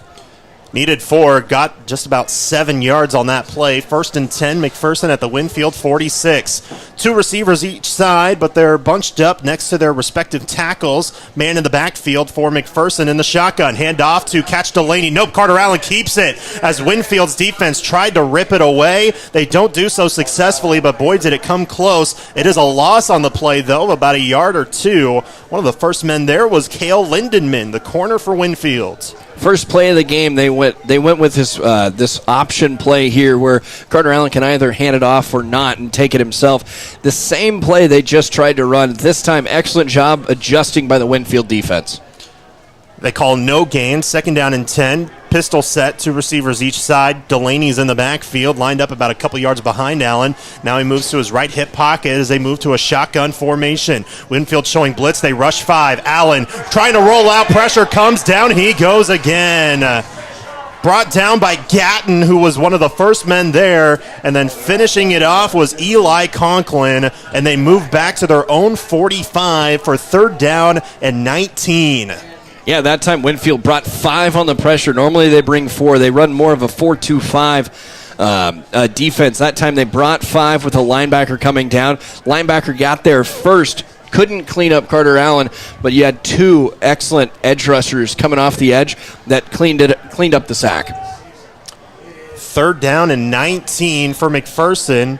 Play clock is down to 5, but the officials are urging the play callers or the clock operators to reset the play clock. They finally do. I think they had to stop for a moment to spot the ball. They finally did. So trips to the left in a shotgun, a whistle and a timeout called by McPherson. So maybe a bit of confusion, and we'll go ahead and take a 30-second break as the Bullpups call their first time out of the half. You're listening to Bullpup Football on KMCP. We are Hometown Office with Big City Technology. Hi, I'm Dr. Brian Kinniston with McPherson Dental Care. Whether you just need your teeth cleaned or advanced periodontal care like laser treatment and cancer screening, dental implants, or Invisalign, at McPherson Dental Care, our friendly, experienced staff and relaxing atmosphere will make your visit a pleasant one. New patients are always welcome online at McPhersonDentalCare.com. McPherson Dental Care, providing healthy smiles with a gentle touch. 98.9 and 1540 KMCP. Back in live at McPherson Stadium. McPherson calls their first time out of the half. They lead 13-7 over Winfield, but just allowed a sack that brought them back quite a ways, all the way to their own 45. They need to get to the Winfield 36-yard line to keep the possession alive. 5:47 to go here in the first half. All 13 of McPherson's points came in the first 6 minutes and 18 seconds of the game. Since then, the offense has been held true so far, and Winfield's offense also was in the most recent possession, but their first possession, or their second possession on offense, rather, brought them all the way down the field. So now, 3rd down and 19, shotgun set, 2 receivers each side. Allen's going to look to throw deep. Here comes pressure. He rolls out. He's looking to wave people out. Now he's just going to tuck it and run. He's on the near side at the 40. He's at the 35. He's got the first down at the 32-yard line. How about Carter Allen taking it all the way home? Needed 19. He got 23 yards. First down, Bullpups. What an excellent run by Carter Allen. He was waving traffic around, trying to figure everything out. Winfield in a man-to-man, which means their backs are turned the entire time. And Carter Allen just took advantage of it, just tiptoeing down the sidelines for 23. First down and 10 at the Winfield 32. How about that play? 2 receivers near side, I formation. German dotting the I about 5 yards behind the line of scrimmage. He'll take the handoff, avoid 2 men, go up the middle and get a decent gain. They'll give him about 8 yards on first down. Carlos German using the speed, getting past a couple of guys who came in early, and then just bulldoze his way past the second level. Yeah, that little hesitation right there at the front. It was excellent job, and then just took off like a bullet. What a play. Call it a gain of 9. So 2nd down and 1 at the Winfield 23. Same formation as the last time. Allen will hand it off again to German. This time he goes to the right. Will get a short gain, but enough for the first down. He gets brought down at about the 21 as he only just got a couple of yards. So they're just about a couple inches out from the red zone is McPherson with 4.5 minutes left in this first half. Sometimes sometimes when you have these plays where it's second down and two, second down and one, you have an option. You either can take the shot or you go safe, just pick up the first down. Excellent job by the Bullpups, just picking up the first down. I formation again, but this time the receivers are on the left side of the line as McPherson's lined up on the right hash. 4:10 to go. Here's second quarter, 13-7 Bullpups. Allen will take the snap. This time handed off to the fullback in Delaney. He'll go up the middle, wrestle his way for a couple extra yards, but he gets about 3 there on first down. Yeah, good quality run, a fullback dive, I formation, fullback dive. They've used the I formation a lot tonight. They've done just about anything you can imagine out of it and are going to continue to try to do that. This is an excellent formation for the Bullpups. Second down and 7 at the 18-yard line with 3:40 to go here in the second quarter. Another I formation, and boy, has McPherson gone with that quite a bit here recently. This is a team that works out of the spread mostly. This time they will fake the handoff. Allen, he's got an opening at the left side. 10-5, touchdown, Bullpups. A fake handoff to Carter Allen. He takes it himself all the way home from 18 yards out. Another touchdown on the board for McPherson. Carter Allen, man, what a drive that kid just had. First to the 31 or the 23-yard run to keep the drive alive on third down and long. At this time, an 18-yard pickup, and just had everyone confused on the play action. Jackson Hoover in to kick the extra point to make it 20-7. McPherson, he's 1 for 2 on extra points so far. Make it 2 for 3. It's good through the uprights. It's 20-7 McPherson with 3:21 left in the second quarter. We'll be back in a moment. You're listening to Bullpup Football on KMCP. Hi, I'm Carly Sutton with First Bank Kansas. Are you ready to transform your home and life? Unlock the potential of your home with a home equity line of credit from your trusted partners at First Bank Kansas. Whether it's renovating your space, planning the vacation of a lifetime, or simply freeing up your budget, our flexible options empower you to make it happen. Your dreams, your way. Contact us today and discover the possibilities. First Bank Kansas, your key to unlocking a world of possibilities. Member FDIC, Equal Housing Lender. 98.9 and 1540 KMCP. 3:21 to go here in the second quarter, and McPherson really doing good, 20-7 here in the early going. They bounce back after, struggling on their last 2 offensive possessions and storm their way down the field, about a 60-yard possession. Carter Allen ending it off with an 18-yard run. Absolutely. This is a coming out party of sorts, or that drive was a coming out party of sorts for Carter Allen, and figuring out what he can do with his legs and his feet. That was an excellent drive all around.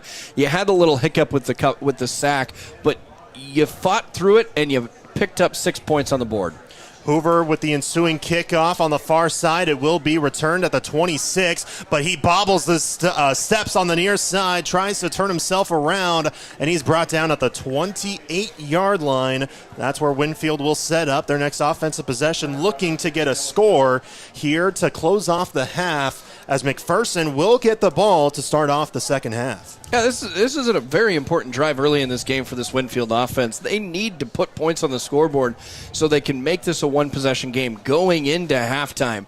If this is a 2-possession game or even a 3-possession game, then Winfield's got a steep hill to climb.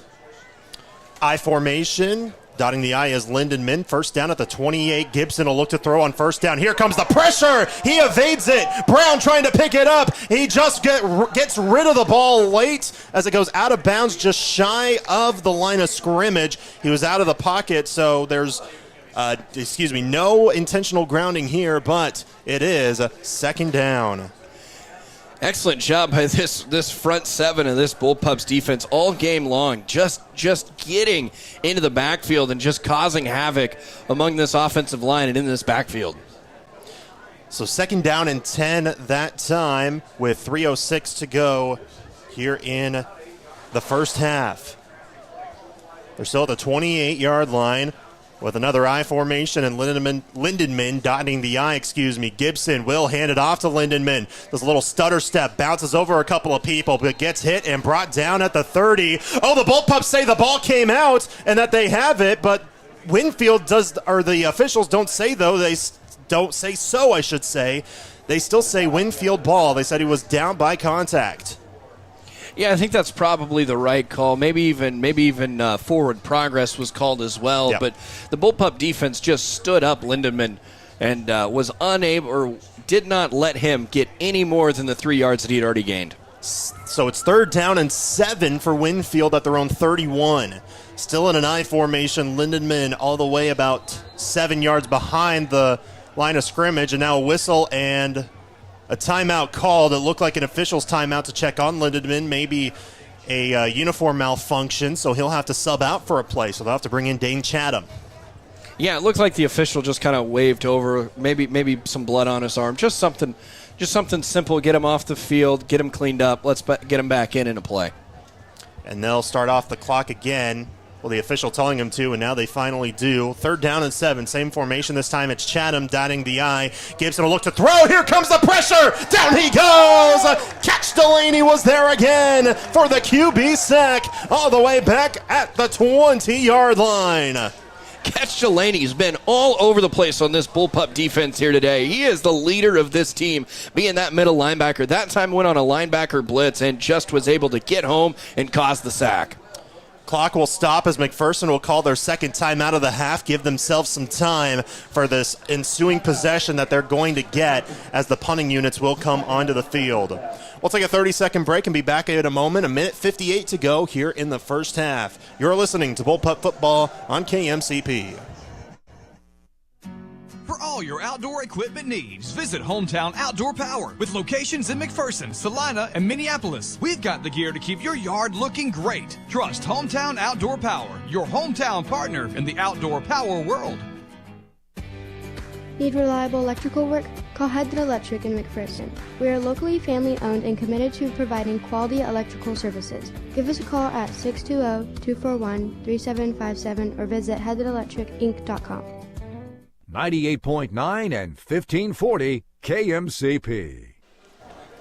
1:58 to go here in the first half. McPherson will get the ball back as the punting units are on the field. Winfield was stopped way in the backfield on a sack of about 10 yards by Catch Delaney. He's been all over the place defensively, but now the McPherson offense will try to balloon their lead as they're up 20-7 as they now shift the game clock to 2 minutes left here in the first half. So a full 120 seconds and one timeout for McPherson to try to move down the field, extend their lead, and they get the ball back in the second half.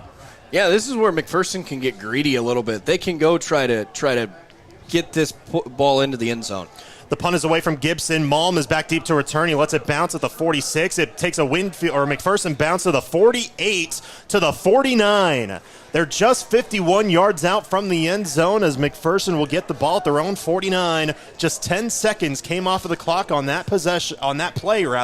So it's 1st and 10 at the 49 with 1:50 left in the half. Yeah, this is where, like I said, you can go get greedy here if you really wanted to. Try to make this a 3-possession game, put points on the scoreboard, and then go into halftime up three possessions with the ball in hand to start the next half. Oh boy, would McPherson just absolutely love that, especially with the offense they've had recently. Allen will look to throw on 1st down. Here comes the pressure, but he's going to roll out. He wants to throw. Nope, he's going to tuck it and run across the 45. Stutter steps his way out of bounds at the 42-yard line.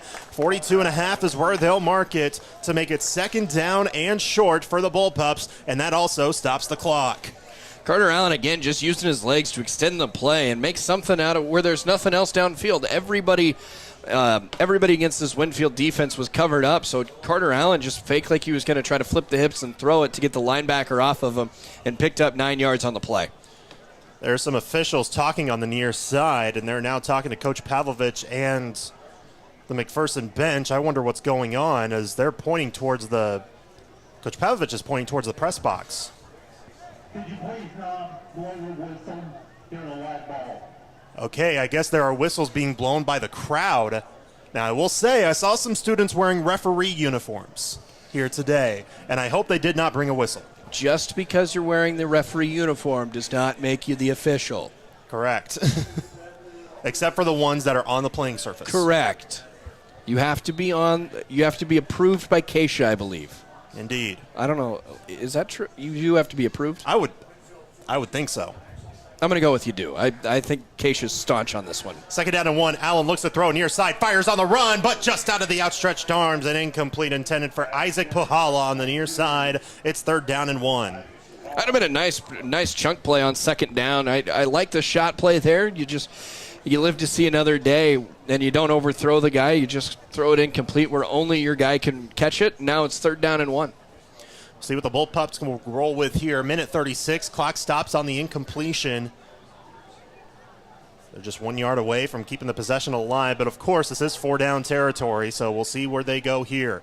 2 receivers near side, 1 to the far, a tight end on the left side as well, but they'll hand it off to German in the backfield. He gets the first easily, trying to get a couple more, but he is wrestled down at the 39. So it's a 1st down from McPherson. Clock will stop momentarily as they'll respot the ball. See, with a lot of time, a minute 30 left here, I'm okay with this run. You don't need to worry about the clock right now. You got a lot of time. You only have 1 timeout, but you have a lot of time left in this half. Yeah, 85 seconds left. 1st down and 10. Allen will look to throw out of the shotgun. Here comes pressure up front. He rolls out. He's going to fire it late. It's caught by Brown. Did he get it? Yes, he did. It's just a gain of about a yard or 2, but Bishop Brown makes the catch and goes out of bounds. They'll mark a gain of about 2.5 yards on 1st down. Yeah, excellent job coming back for the football. Bishop Brown kept his eyes up, looked into the backfield, saw that Carter Allen was under duress, and was able to come back and catch the football. Excellent job by Carter Allen to get him the football as well. They'll rule it a gain of 3, so 2nd and 7 at the 36. And again, clock stops as McPherson will work in the shotgun. Trips to the left, 1 receiver right. German in the backfield to the left hip pocket of Allen as they're on the right hash. Allen gets a snap. It's a screen pass. He finds German. He has some spacing near side. He's at the 25. He's brought down by his legs at the 21-yard line. Carlos German using the legs again on the screen pass. 1st down, McPherson. Excellent job setting that up. Carter Allen did a nice job thinking that everyone was going to do it. But the offensive line, that's on the offensive line. You really have to sell that. You're just going to kind of let them drive, let them run by. And then an excellent job turning around, catching the football, and picking up 11 yards on the play. Clock runs again, 1 minute to go in the half. Trips to the left, 1 receiver right. German in the backfield. Allen will roll right. He'll fire on the run. It's over the head of Ashton Malman, incomplete, as he would have caught that at the 5-yard line, but it was just over his head. But boy, Allen was under duress, and he did just give it away to the point to where nobody was there to catch it.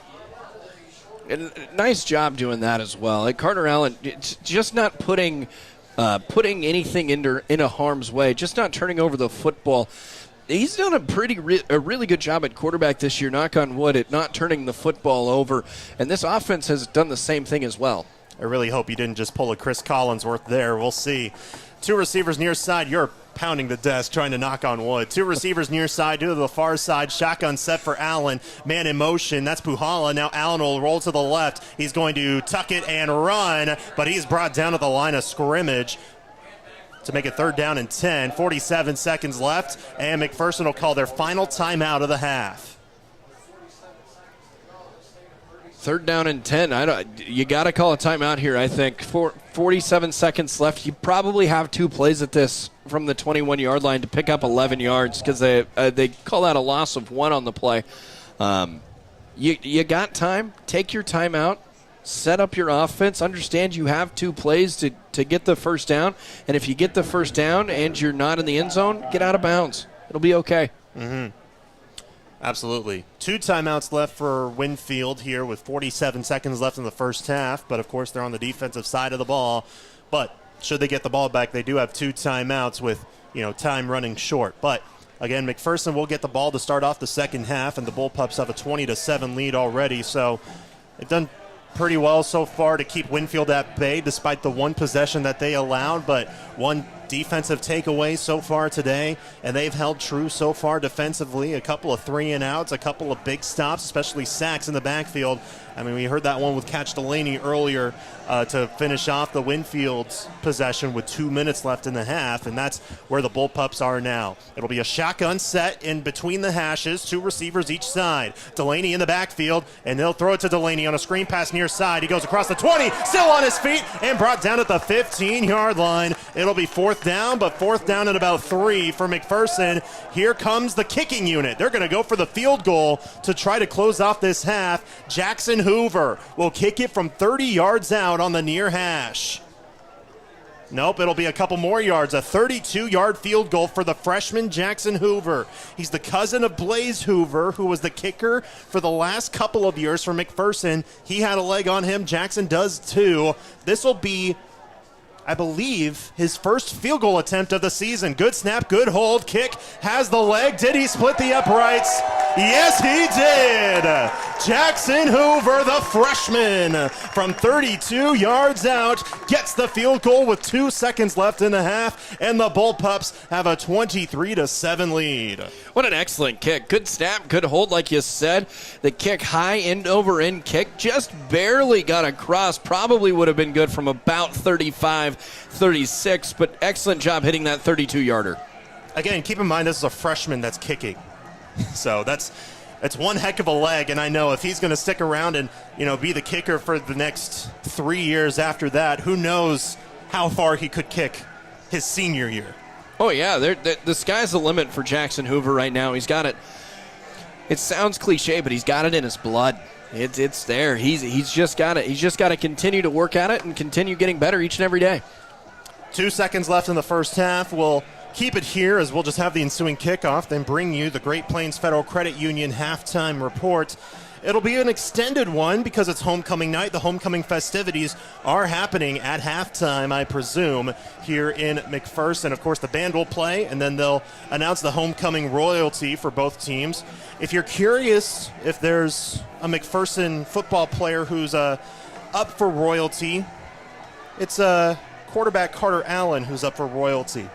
So we'll definitely tell you who the homecoming king and queen are during the halftime show. But first, got to close off this first half. Jackson Hoover in for the ensuing kickoff. 2 seconds left. It'll be a high end-over-end kick. It will be returned at the 11-yard line. He runs to the near side looking for any edge he can find. He finds an edge, but it closes up quickly. He's down at the 28. Not like it matters, or excuse me, that's the 32.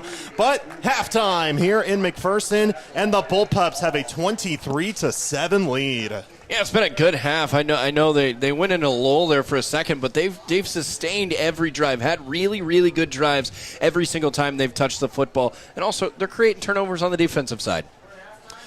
We're at halftime. The Great Plains Federal Credit Union halftime report is coming up. We'll hear from a local halftime report and also give you some local scores during the next few minutes. You're listening to Bullpup Football on KMCP.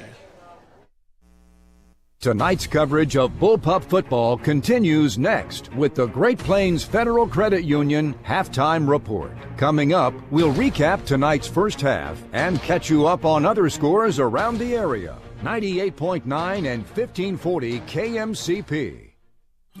Are you done with punching the clock or constant work travel? Do you have 15 or more acres? Find freedom by joining America's #1 free-range egg brand, Happy Egg. Happy Egg is looking for growers to raise happy hens. Happy Egg offers startup and new flock cost support and yield-based compensation. Work from home. Work for yourself. Feed America. Visit happyeggfarms.com today for more information.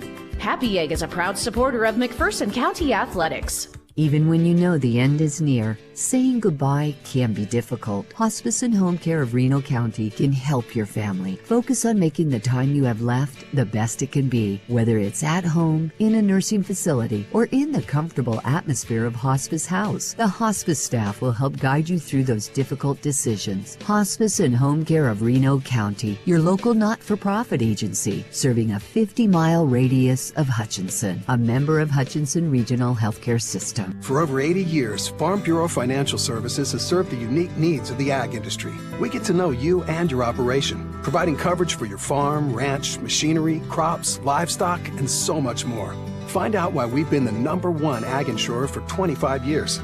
It's your future. Let's protect it. Call Farm Bureau Agent Luke Bauer in McPherson at 620-241-0225. #1 ag insurer across our territory. 1996 to 2021 SNL P&C Group Direct Written Premium. Hi friends, Dana with the Alliance Agency. Medicare open enrollment is October 15th to December 7th. Is a supplement or a new Advantage plan best for you? They both have advantages. Call me today to discuss your Medicare choices at 620-245-4861 or stop by the Alliance Agency. And thank you. Well, coming your way on Saturday on Ad Astra Radio, we'll have 3 different KCAC football games on the radio airwaves as the McPherson College Bulldogs knocked off the Ottawa Braves for their 3rd straight victory on a rainy Saturday last week at McPherson Stadium. The Bulldogs have now won 3 straight games for the first time since the 2009 season and their 4th straight over the Braves. Bulldogs will now take their 3-game winning streak on the road as they travel to Kansas City and play against Avila University for a kickoff scheduled for 1 o'clock. And you can hear that game on 98.9, 1540 KMCP, starting with pregame at 12:30. And the Bethany College Swedes took on the Sterling Warriors last weekend, and Jamari Jackson got the scoring going right away, taking the opening kickoff 89 yards to the house. And the Swedes would go on to a 35-14 victory over Sterling College to even their record at 2-2.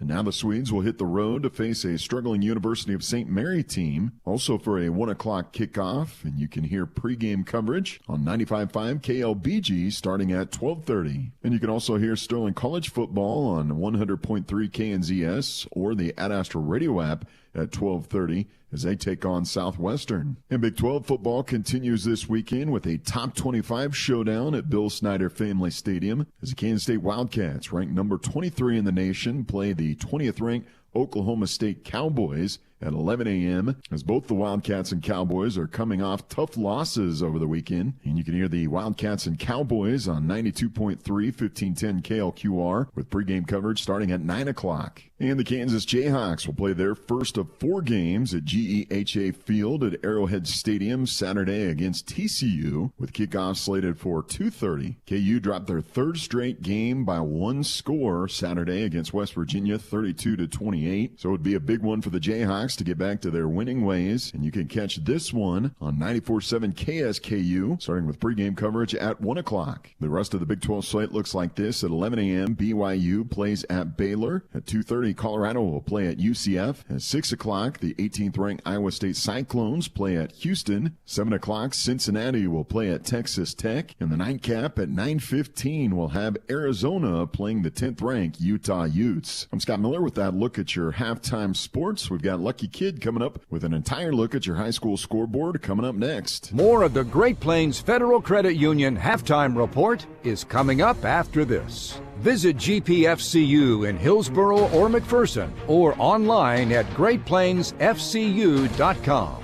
Bullpup football on KMCP. The Bradbury Company in Mound Ridge is recognized as a leading global equipment supplier for products like grain bins, steel framing, garage doors, metal roofing, and more. The Bradbury Company is a proud supporter of local schools and student athletes and wishes best of luck to all the teams. If you're looking for a late starting college class, Hutchinson Community College may have what you need. It's not too late to get enrolled. We have classes starting throughout the semester. Call 620-665-3535 or email myfuture@hutchcc.edu today. We're here to keep you rolling. Rod's Tire and Service. Erickson Custom Building has a great plan and a budget suited for your needs. Erickson Custom Building provides quality craftsmanship and superior customer service. Call 620-585-2816 or visit EricksonCustomBLDG.com. Hey there, I'm James Dunlap from Farmers Alliance. Just like a winning sports team huddles up before the big game, we know that having a solid game plan in place ahead of time is key. At Farmers Alliance, we've got your back when it comes to protecting your loved ones before the unexpected strikes. Don't wait for a crisis to hit. Chat with your friendly, independent insurance agent today, whether you need to draft a plan from scratch or level up your existing one. Our Farmers Alliance team is here to prepare you for life's curveballs. Don't hesitate. Get in touch with your Farmers Alliance agent now. At McPherson Laundry and Dry Cleaners, we take pride in helping our customers look good, and we're proud to be a part of downtown McPherson with drop-off and pickup services now at A5 Western. We can save you time with our laundry service and offer specialty services as well, including wedding dress cleaning and preservation, bedding, drapes, and blankets. Drop off and pick up from McPherson Laundry and Dry Cleaners at A5 Western in downtown McPherson. Checking some of the second quarter scores from high school football action around the area tonight. Mackay up on Winfield early 13-7. Trinity Academy of Wichita leading Smoky Valley 22-0. Little River up on Gassel 32-0. Sedgwick leading Marion 7-0. Hillsborough and Halstead were scoreless after one. Newton trailing Goddard 14-0. That after one as well. Andale early lead on Wichita Collegiate 8-0. It was Ellsworth leading Lions 14-7. Ellenwood up on Sterling 15-12. Heston leads Nickerson 21-0. Central Christian up on Fairfield 10-6. Bueller leads Circle 28-0. Trinity Catholic 8, South Sumner 6. And a game on Thursday, Hutch High beats Salina South 47-0. That's the halftime score update. More scores tonight at 10 on the Kansas High School Scoreboard Show on Kicks 106.1. I'm Lucky Kid. Bullpup football on KMCP. Welcome back to the Great Plains Federal Credit Union halftime report as the Bullpups lead 23-7 over Winfield through one half of play. So an extended halftime here today again with the homecoming festivities here today. Of course, the band just played. The high steppers and cheerleaders are now performing at midfield as we speak, and I believe we'll have the homecoming festivities coming up in a few short moments as well. We'll double check with that to make sure, of course, but regardless, 23-7 McPherson at halftime. A terrific first half for them so far. Let's give you some score updates while we have some time here. That's brought to you by McPherson Dental Care. The McPherson area game of the week just went to halftime. Sedgwick is leading Marion 28-0. Sedgwick's starting quarterback has 249 yards passing and 4 touchdowns in the first quarter already. Iola is up over Anderson County 13-12 at halftime. Ellsworth leads Lions going into halftime, 41-7. The Bueller Crusaders are up 42-0 over Circle at halftime. That's another Ark Valley game that's going on as we speak. Wichita Trinity leading the Outlaws, it's a tie game at 14-all in that game as well at halftime. Ellenwood leads Sterling 15-12 at the halftime break as well. Maxville up over Stafford 6-0 at the halftime break. Marmonton Valley up 30-8 over Reno County Homeschool at the end of one quarter, but there was a couple, or actually one more. There was a shootout, is what it seemed like, to start off the game. You don't have the halftime score for it yet, but Smoky Valley was down 28-22 with 11 minutes left in the second quarter against Wichita Trinity. So that's a shootout going up in Lindsborg as we speak. But here's, one more, and then I'll get to the score that I want to talk about. At the end of one, Little River is up over Gospel 32-0. Don't have the halftime score for that yet. But now, to the score that I wanted to talk about. McPherson played Chanute last week, and they're going up against a 2A powerhouse in the Nemaha Central Thunder here today. They were scoreless at the end of the first quarter. Now, that's a couple of teams that have a terrific offense, but Nemaha Central, I covered them quite a few times when I worked in Northeast Kansas. They're up in Seneca. It's about 7 or 8 miles from the Nebraska border is where Seneca is located. So that's a long drive to Chanute, first of all. But even past that, Nemaha Central has been a terrific team. 2 straight state titles under their belts. But how about a 2A team holding their own against Chanute? Yeah, that just tells you how good football is at all levels here in the state of Kansas. Nemaha Central is a really, really, really good football team. It doesn't matter what level you're on. Chanute, also another good football team. Again, you put them up against a 4A team, or a 4A team, a 2A team, 3A team, doesn't matter. Yeah. If 2 good football teams get on the gridiron, sparks are going to fly. This is going to be good football. For sure. The homecoming festivities are going on right now as we speak with the homecoming royalty, which will be announced in a few moments. The ones up for homecoming royalty, the king candidates are Gabe Pyle, Carter Allen, Bryson Archer, and Lucky Brewer, and the queen candidates are Haley Hageman, Mallory Cooper, Kinsey Kaufman, and Cora Pavlovich. So those are the ones up for the royalty here today. We'll give you the winners later on here in the Great Plains Federal Credit Union halftime report. But while they introduce all of the candidates as we speak right now, let's cut to the football game where it was a terrific half for McPherson offensively. What numbers do you have so far in the first half, Nathan? Yeah, you said it best. Terrific half for McPherson. They had 167 total yards. Winfield only had 95. 87 of those yards for the Bullpups came on the ground. They were led in rushing by Carter Allen with 58. 58 yards over 6 attempts. Just 6 attempts for 58 yards. Carlos German also added 26 yards on 8 attempts as well. Ketch Delaney added 1 rush for 3 yards. On the passing side, they were led in passing or receiving by Ashton Malm. 1 catch, 44 yards. Ketch Delaney has also added 15 yards, in the receiving game as well. That's just a few of the highlights from McPherson. Now over to Winfield, they've only got 26 yards on the ground. One of which their leading carrier with 5 carries is number 5, Cale Lindemann. He's got 5 carries, 1 total yard. And then quarterback Kellen Gibson's added 3 carries for 11 yards, as has number 2, Dane Chatham. So they're kind of all over the place. Nobody really over double digits. 2 guys over double digits, but not by very much. 11 yards apiece. Now on the receiving side of things, they're led in the receiving game by Drew Graham, but it was 1 big reception for 30 yards. But he's added a second one for 4 as well. So 34 total yards. Outside of that, no one's really getting into the passing game as well. Yeah, it's been a pretty good defensive affair for McPherson here so far in the early going, is what it seems. So a couple of other scoreboard updates that we have, again, brought to you by McPherson Dental Care. So we do have a halftime score for Wichita Trinity and Smoky Valley. Wichita Trinity is up 35-30 at halftime. I can't imagine how long that game is going to go on for, because that is 65 points in one half between those two ball clubs. That's an incredible score in the first half. Another score that I know that you've been keeping a track of, Nathan, as I've seen your phone blow up from time to time. The Kansas City Royals trailing 3-0 over the Atlanta Braves. Top of the 9th inning is where they are now. The Minnesota Twins, though, are down 2-0 in the 4th inning against the Baltimore Orioles. Now, the Royals' magic number is 1. Just 1. Kansas City has to either win a game or Minnesota has to lose a game, and they're in. And the Royals are in. And you know what's even better? Detroit clinched about 10 minutes ago as well. That too? Yeah, so there's 1 spot left in the AL wild card, and that is down to the Royals or the Twins. But weird thing, Tigers clinched before the Royals did. Yeah. Because the game is over. However, the Royals hold the tiebreaker, which would make them the second out of the 3 wild cards. Yeah, that's a good way of putting it.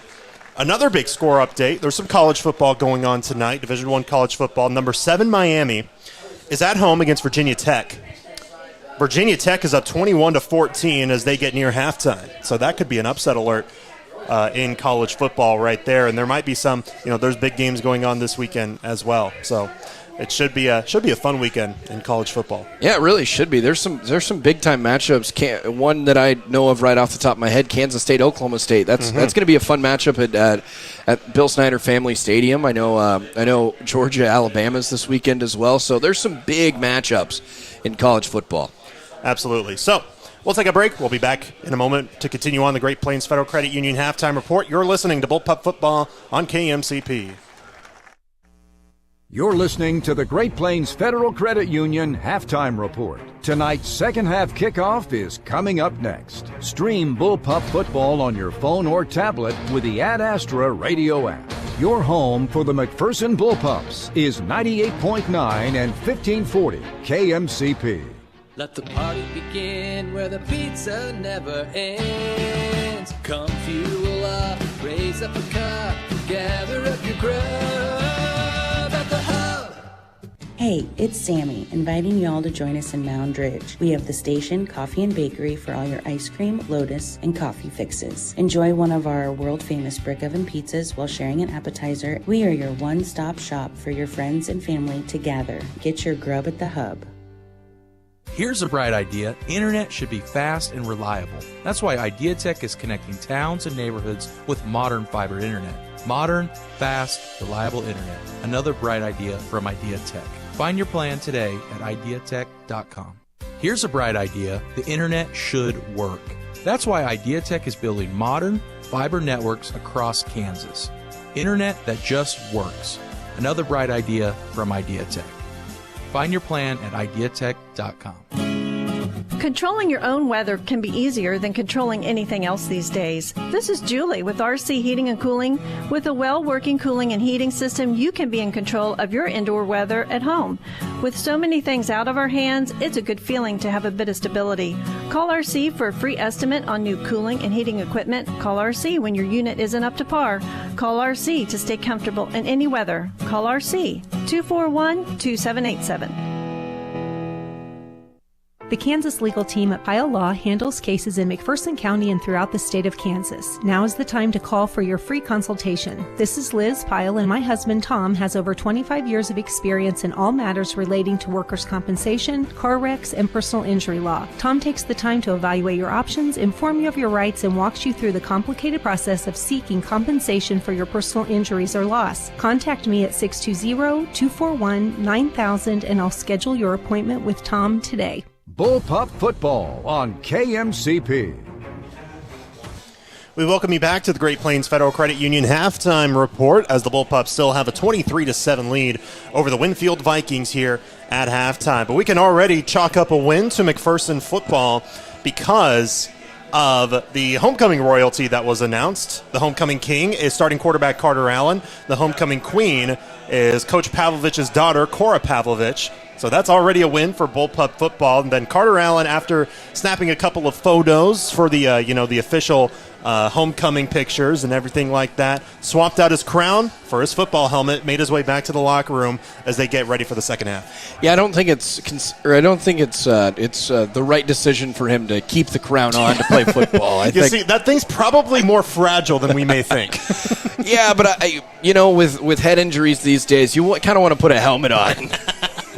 That's true too. But yeah, it's a huge victory. I know head coach Chase Pavlovich actually escorted his daughter out to the middle of the field, so he's a big part of this already, and now having his daughter win homecoming, and not to mention his starting quarterback also wins homecoming. There's just nothing better than the starting quarterback winning homecoming king and trying to lead his team to a victory. Right. I was going to say it would probably make the night better if the Bullpups do eventually pull off this win against Winfield. Again, 23-7, the halftime lead that they have through 24 minutes of play here on the Friday Night Lights. The lights here at McPherson Stadium fully engulfing the field. Dark skies outside here tonight as it is about 8:20 in the evening. So, of course, we're getting to the point where sundown is going to be earlier and earlier, and also cooler temperatures. At halftime, it was about 78 degrees. It's now 71, and we had the door open in the press box for a bit, and it feels a lot cooler now. So it's definitely going to feel a lot nicer outside for football in the second half. And I know the Bullpups are primed and ready to start off the second half, up 23-7 already. They're up by two possessions rather, but have the ball to start off the second half as well, and can really just push the rest of this. Really, let me get my wording straight. So they really want to make this a lot more of an uphill climb for Winfield in the final 24 minutes of play. Correct. That's exactly what you want to do. You want to put more points on the board. Right now, currently, it is still technically a two-possession game. However, if you can make this a three-possession game, then you really stack the chips against this Vikings team, who is known to run the football, is not known to take as many shots, but will take shots if they need to. But with 1 minute ready to go for a half, you've made your halftime adjustments, you've come back out, now you have 24 minutes to just put the icing on the cake, and it starts with this first drive. Absolutely right. So, the lengthy halftime, I believe they also kind of incorporated the 3-minute window for warming up into the halftime clock that they had. So, yeah, just about less than a minute. Winfield's already on the sideline. McPherson just stretching for a couple more times before they make their way back to the sideline, and then we'll get things going for the second half here. I mean, heck, Winfield is already starting to huddle up to get their kickoff team back out onto the field. McPherson did win the opening coin toss and deferred to the second half, so the Bullpups get the ball to start off half number 2 here at McPherson Stadium. It's only if you can believe this, in the regular season, this is the second to last home game for McPherson. Their final home game is in 2 weeks, which then they'll have senior night, and that's a game at home against Mulvane. But 3 of their last 4 games in the regular season are on the road. They've started off on the road 0-1 so far. Thankfully, they don't have to go on quite as long a road trips as they did against Chanute last week. Of course, next week you have Rose Hill, then you have Augusta and Bueller. So, on the road, McPherson still has, quite a few games here. But, yeah, this is the second to last home game in the regular season. There could be more depending on how the Bullpups finish off the regular season to see if they host a playoff game. Yeah, it's really hard to believe that this is homecoming. This is second to, the only other thing you have left is to play one more home game, and that's senior night, and that's in 2 weeks. It's wild to me that the amount of home games played early on this season, but you know what? It's so far it's kind of benefited. Now you learn how to win at home, go win on the road as well. Yeah, for sure. And you go against a Rose Hill team next week. They've kind of struggled out of the gate to start off the year. They're 0-2 to start off the season, and they're towards the bottom of the West standings. Looking at the West standings is actually they reset the clock to the 3-minute warm-up period. So, hey, we're going to have a little bit of time to talk about what's going on in the state. But, Winfield coming into this one 3-0. They're one of 3 teams out of the 16 teams in the 4A West region that is undefeated. The other 2 are Andover Central, who defeated the Bullpups and were state runners-up last year. And then the state runners-up in 5A last year, who dropped to 4A for this year, Cape and Mount Carmel out of Wichita. But there's a lot of 2-1 schools.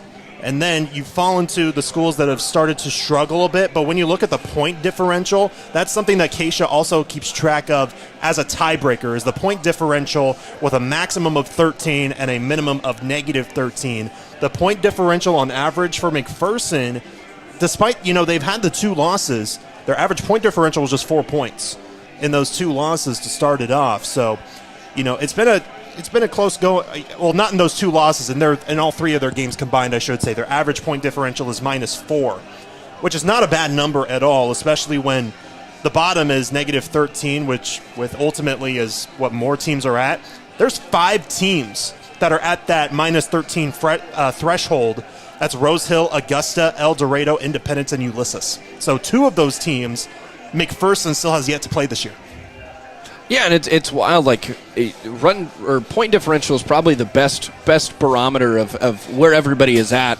Win-loss record is fine. It's a wonderful thing to go off of. But at the end of the day, you could be a 1-2 team and outscore your opponents and just lose in a 21-20 game, but outscoring everybody. So point differential is absolutely the king in my opinion.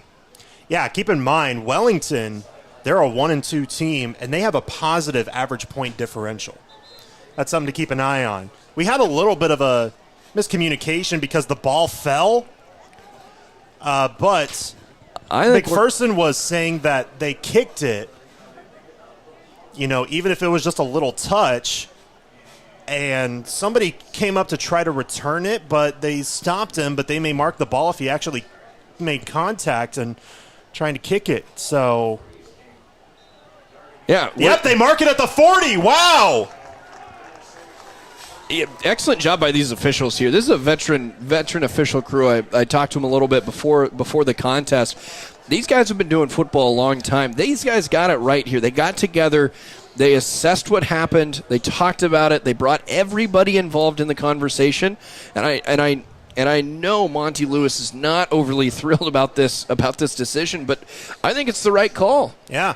So that's a kickoff of 0 yards and a return of 0 yards. When is the last time? I don't even know if there's a time that you could even say that that's something that happened, unless it was like some sort of side-to-side onside kick or something like that. Well, it almost goes down as the kick was downed by the kicking team. Right. Yeah. but for, right where the ball was. So first down for McPherson at the Winfield 40. After that little bit of confusion, we're underway for the second half, I guess. So McPherson will work from left to right as we view the field to start off this second half. One receiver far side, two near. Allen will look to throw. Here comes the pressure. He's going to roll out. He wants to find somebody. Instead, is just going to keep it. He'll lower his head, gets a gain of about 3, maybe 3.5 yards on the play on first down. Yeah, an excellent job realizing he dropped back, 3-step drop, stepped up into the pocket, realized that he needed to get out of the pocket to the left and went around his tackle and just kind of lowered the head and picked up 3 gritty yards on the play. Second down and 7 at the Winfield 37-yard line for the Bullpups. To start off the second half, already up 23-7, trying to tack on more. 2 receivers far side, 1 near side. Allen in the shotgun. They also have a tight end behind the left tackle. On the left side of the line, German in the backfield, and they will give it to German on the edge on the far side. Squeezes past the far side on the edge and gets about 4 yards. Maybe wanted to stretch more for a couple, but didn't quite do so. Third down and short for the Bullpups. Yeah, 2 Viking defender right there, but Carlos German just kind of put his head down and ran faster than what they were running, ran around him, and picked up about 5 yards. Third down and 3 now. Just 1 minute into this second half. They're at the 32-yard line in Winfield territory. This time, kind of one of the same formations that we saw from Winfield. 3 backs in the backfield. They're going to hand it off to catch Delaney, fighting for extra yards near the line to gain. Did he get there? One official says yes, and they do mark it right at the 30. That's a first down. Because of the way that the first play works, if any part of the ball touched the 30, it's a first down. It's 10 yards from the original line of scrimmage. So first down for McPherson. Well, but both of the line officials kind of had different calls there, yeah. but they all look at each other. They give it a first down. So it's an excellent job. Catch Delaney just putting his head down, picking up those gritty 3 yards. As you mentioned, it's a veteran officiating crew, and especially this is a type of game that you want a veteran crew. You could tell these guys really work together as a team as well. First down at the 30-yard line, shotgun set, Allen to throw, fires across the middle. It's dropped by Chase Kane. He looked up the field before it went into his arms. That's one of those little things where you just got to watch it go into your arms and then continue to run, but he drops it to make it 2nd and 10. Yeah, he almost opened up his arms and just allowed that to hit him in the chest plate. And that chest plate, I don't know if you've ever felt your chest. It's not a soft thing. No. So you really want to try to get it with your hands, and that time he just opened up the hands a little bit too much. Common mistake, 2nd down and 10. The officials swapped some of the footballs, and they want to reset the play clock. It has not reset yet, and now it does to 25 as they spot the ball again. 30-yard line for 2nd down and 10 for the Bullpups. Winfield looking to show blitz, but they'll hand it off. German near side, finds the edge. Oh, he just got tripped up. German wanted more. He is upset that he did not get more yards because he was tripped up by Cale Lindenman on the near side. And there's a flag down on the far side of the field, though, and I think we're going to get holding on the offense. Yeah, I think this is going to be at least preliminary discussion or showing holding on the offense, but trying to get Carlos German out to the outside, attack the cornerbacks a little bit more. That's exactly what they rule it, so they do enforce the penalty to make it 2nd down and about 20 yards for the Bullpups, and that's definitely a bit of a tough gamble, a tough break for McPherson, but it's, again, those little things that you got to clean up, the penalties being one of them. And Lane, I thought the Bullpups team has done an excellent job here tonight. They've cleaned up a lot of the penalties, a lot of the little mistakes. Every once in a while you have one here or there, but I want to say this is like the second offensive penalty on the Bullpups tonight. Absolutely. So shotgun set, fake handoff, Allen to throw. Here comes the pressure. Down he goes. Going around the right edge was Eli Conklin as Allen goes down hard. It'll be a 3rd and a country mile for McPherson.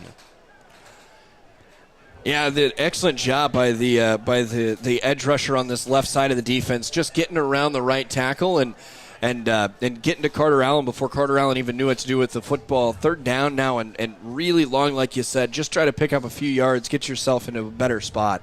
3rd and 27. They're at the 47. They need to get to the 20, but they're going to hand it off. German up the middle, get some of those yards back, but he's down at the 42. Maybe a gain of 5. They don't even get to where they started off the possession, and because of those little mistakes, the punting unit will come onto the field right when this possession really started showing some promise. Yeah, it's one of those things where this is still a young team. This is still a young offense. Mm-hmm. A mistake here, mistake there, that'll kill you on a drive. And even in the most veteran, experienced offenses, it'll still kill you. So just the holding penalty really kind of caused this. Low snap, Richardson boots it away. It will be over the head as it bounces into the end zone for a touchback. First time we've really seen a touchback on a punt this year, and this time off of the foot of Brock Richardson. So Winfield will take it over at their own 20. Yeah, this is picture perfect right now after the kick non-kick thing whatever you could call it. Winfield kind of ran and gave the Bullpups possession at the Viking 40. Now this is picture perfect right now. You cause the punt, not necessarily 3 and out, but you cause the punt. Now you get the football back, just down 2 possessions. Shotgun set, a back on each side for Gibson. Trips to the far side, 2 receivers far side. Low snap, he pitches it out, though, to Lindenman. Lindenman finds the edge far side and gets a few yards out of it, dropped down by his legs for a gain of 4 at the 24-yard line. I really like what the Bullpups did on this option is that the edge rusher or the defensive end, Chase Kane, just is going to attack the quarterback. If the quarterback gets rid of it, still hit him. Still put him or tackle him, and just allow the other defenders to find a way to get Lindenman down. 8 minutes to go here in this third quarter. McPherson still up 23-7. Winfield with the ball. 2nd down and 6 at their own 24-yard line.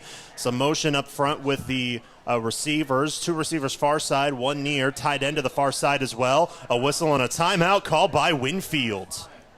So some confusion with the receivers as they were in motion, and they are forced to call their first timeout of the half. We'll take a 30-second break. Back in a moment. You're listening to Bullpup Football on KMCP.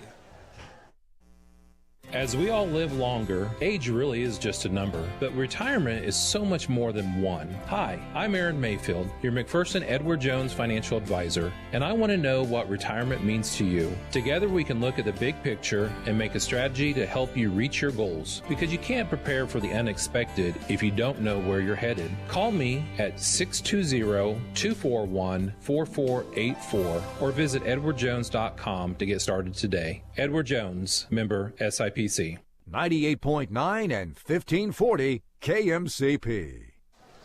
While we have this pause in the action, I'd like to thank our friends at Next Tech Wireless. You can stream today's game broadcast on your phone with the Ad Asher Radio app powered by Next Tech Wireless. Shop the latest phones and devices at the best prices. Winfield was forced to call their first time out of the half, so they'll have 2nd down and 6 at their own 24. 7:42 to go, and now another whistle. And now what? We're going to have a little bit of a talk between the line officials, near side and far side. I think there may have been a little discussion on what down it was. It's 2nd down, though. And that should be the call. So, quads to the right side, and Gibson's going to tuck it and run. It's a QB design run far side. He's got the first, and he's pulled down out of bounds, and a flag's going to come in for a horse collar tackle on McPherson. So that'll add 15 more after the tackle at the 32-yard line. So they're going to get to their own 47 after the penalty. Yeah, it just a little bit of over pursuit. They went to that quad side formation and just used those guys as lead blockers for the quarterback design run. Excellent job picking up the first down even before the horse collar tackle. Now tack on 15 more. So, again, we talk about the little things, the penalties. You know, we saw one on the offensive possession last time, and that one just adds a bit of fuel to the fire that Winfield is trying to provoke to try to come back into this game down by 2 possessions. First down at their own 47, I formation. Lindenman dots the I, 2 receivers far side. Under center is Gibson. He'll take the snap. He'll hand it off. Lindenman up the middle. Finds an edge as he cuts right. But he gets a gain of about 5 yards on first down. 2nd down and 5 for Winfield as they go into Bullpup territory at the 48. Lindenman now over 10 yards on the ground. Just 7 carries today as well. So he's picked up some good yardage in the last 2. Did not start off well, but now is starting to get his groove. 7 minutes left, third quarter, 23-7 Bullpups. Second down and 5 at the Bullpup 48. Shotgun set, 2 receivers each side. They're on the right hash. Lindenman in the backfield to the left hip pocket of Gibson. Receiver in motion. It'll be a jet sweep near side. It's Chatham. Chatham cuts up the middle to the line of scrimmage, but he's dropped at about the line of scrimmage. Dylan Hall was one of the first ones there to bring him down. No gain, third down for Winfield. Excellent job. Another guy there, Catch Delaney again. Dylan Hall, Catch Delaney. We've said those two names a lot tonight, and both of those guys, excellent job of reading and reacting and trusting what their eyes were telling them and going and making a play. So now a big third down coming up for Winfield, and you're coming to the point where you're near 4-down territory as they're still at the Bullpup 48-yard line. Trips far side, 1 receiver near. Lindenman in the backfield. Gibson will roll to his right and will look to throw. Gets a key block from Lindenman. Fires on the run. It's over everybody and incomplete down the far sideline. Fourth down for Winfield. Had a man there. It was a zone coverage on the backside. The man just sat down in the kind of in the corner there where there was just nobody there. Had a man there, just overthrew him on the run. So now fourth down, decision time. I think the offense will stay on the field for the Vikings, as there will be a couple of subs coming in and out and a couple of guys talking to head coach Monty Lewis on the far side. Fourth down and 5 for Winfield, their first fourth down of the game, and this one is a big one. They just break the huddle with 6 seconds on the play clock now. It's down to 5, down to 4. It's a 5-wide set in the shotgun. Gibson barks out the snap movement up front. A flag will come in, and that might be on the Bullpups. It is. Encroachment called on the Bullpups. And that one might, it turns into a first down via penalty. What were you looking at, Nathan? Monty Lewis called timeout as the flag was coming onto the field. So they did not grant the timeout, but instead the encroachment. So Monty Lewis gets away with one here today. Yep. The Bullpup front line moved before the snap was made, so first down for Winfield at the Bullpup 43-yard line. Empty back shotgun, quads far side, 1 receiver near. Gibson, he's just going to tuck it and run far side, looking for the edge. Flag comes in. He'll go out of bounds at the 40-yard line, but 2 flags there down on the play, and they both might be holding on the offense. Yeah, Ken, just McPherson's trying to find a way off these blocks and are just unable to. And you can see, especially the old adage is you try to wear the color of gloves that the other team is wearing so they can't see the hold. But for Winfield and McPherson, these are white gloves or blue gloves for Winfield, and McPherson's wearing their home reds. So they mark that holding penalty and mark them back 10 yards. So first and 20 as they move back to their own 47. As I believe, it's not often that when, a penalty is called, especially when referees have a microphone, they call out the number, and I think they did, and I think they called it on Braden Sutton, the left tackle for Winfield. But first and 20, shotgun set, 2 receivers far, tight end receiver near side, play action. They'll fire up the middle. It's tipped up into the air. It's somehow caught off the carom by an offensive lineman to the near side. Eli Conklin made the catch and made it to the 45-yard line. It was tipped by a Bullpup, then by Lindenman, and Conklin came up after the carom. Yeah, and he picked up 8 yards on it. That was the screen pattern where the offensive linemen were out in front, and it was tipped up into the air, I believe off a helmet, actually. And the Bullpup defender was there, but so was Conklin, and he made the catch. I think Braxton Burgess was one of the first men there for the Bullpups that got a fingertip on it. It was not able to come down with it. Trips to the right now on 2nd and 12. Gibson with a little bit of he goes backwards now, far side, trying to avoid pressure. He just gives it up with a little short pitch on the run out of bounds. Did they mark him out of bounds or an incomplete pass? I think one official put his beanbag down, which would mark a loss of possession. So are they going to say maybe a fumble or that he stepped out of bounds? This is a tough call right here, but they're moving him back. Yeah, I was going to say, I think he's out of bounds anyway.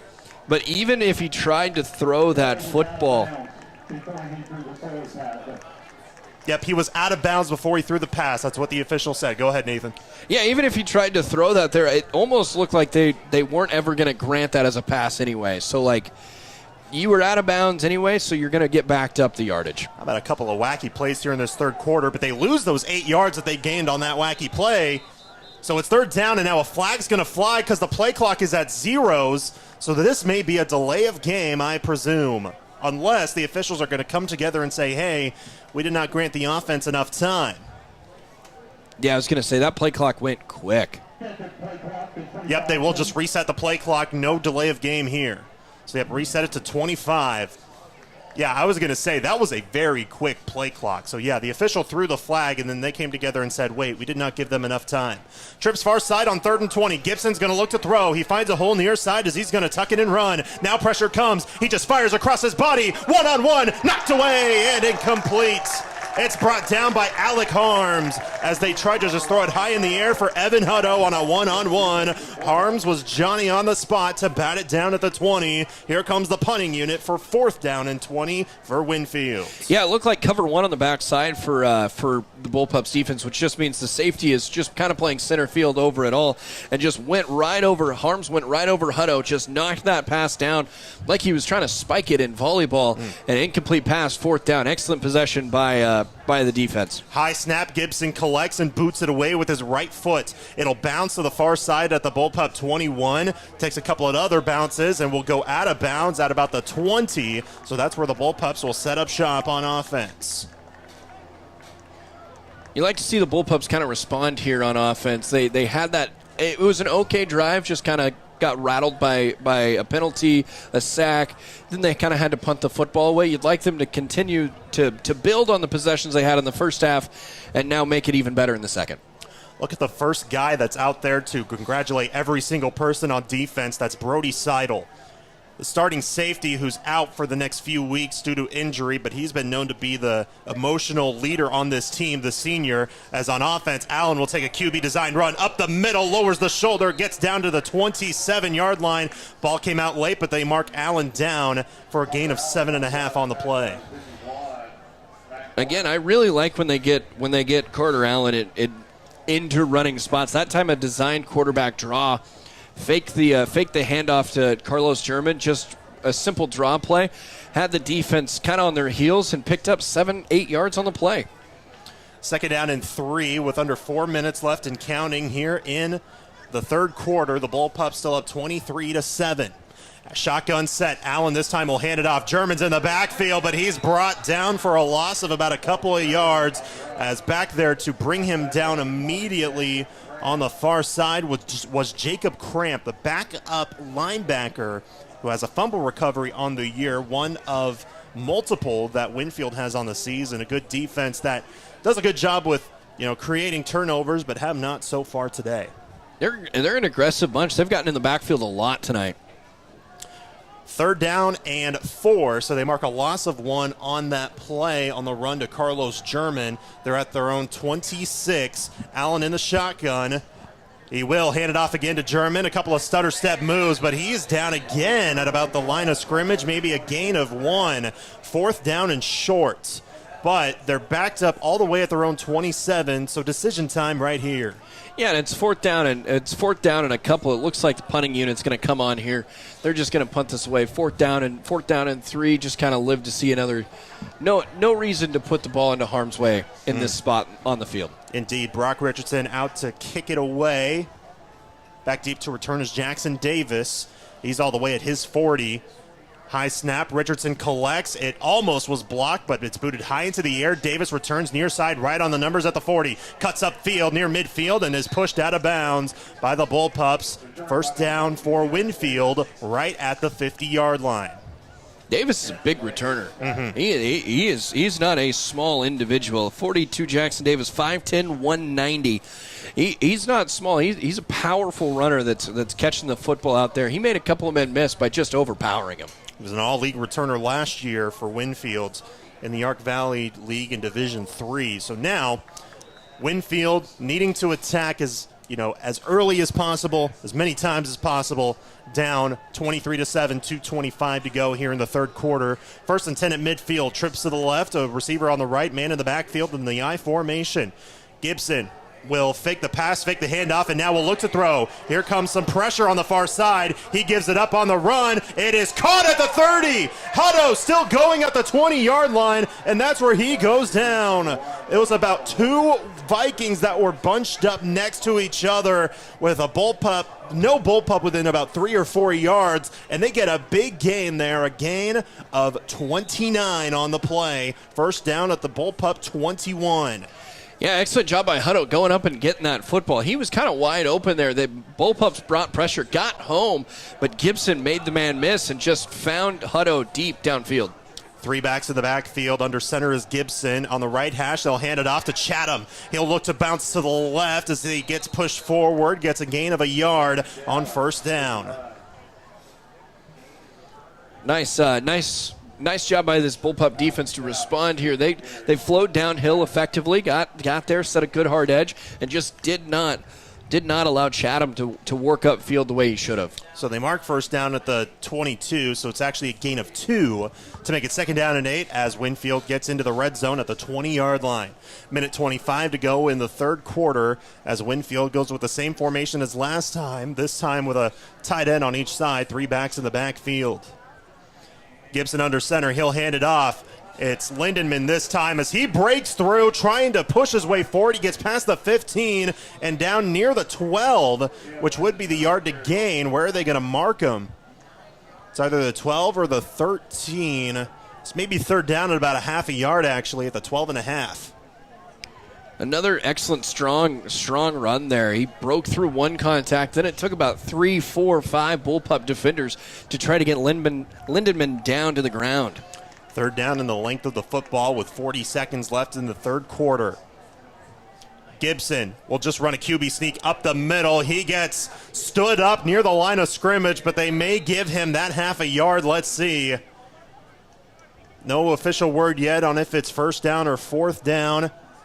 I think they marked a first down. One of the line officials may have made that distinction as they put the ball down. And what's the word? Officials are talking, trying to figure it out if it's first or fourth down. It's fourth down, or is it?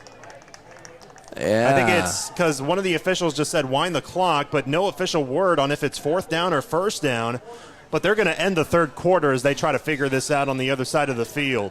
23-7 remains the score. That was the score at halftime. No points on the board here in the third quarter. We'll head to the fourth right after this. You're listening to Bullpup Football on KMCP.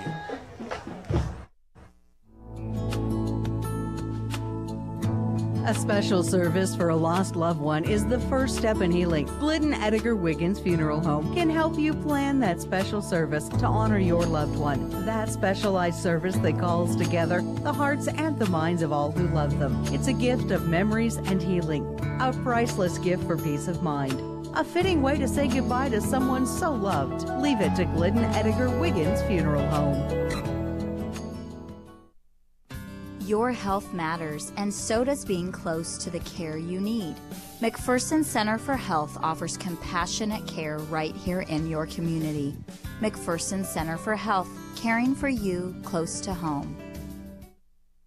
Parking lots and driveways can be expensive to install. This is Derek Fees. Let APAC Kansas Shears Division help you properly maintain these investments. Patching, crack filling, sealing, and striping are just some of the services we provide. Call APAC today at 620-662-2112. 98.9 and 1540 KMCP. 3 quarters down, 1 to go. Fourth down and 1 for Winfield at the McPherson 12-yard line. The Bullpups are up 23-7.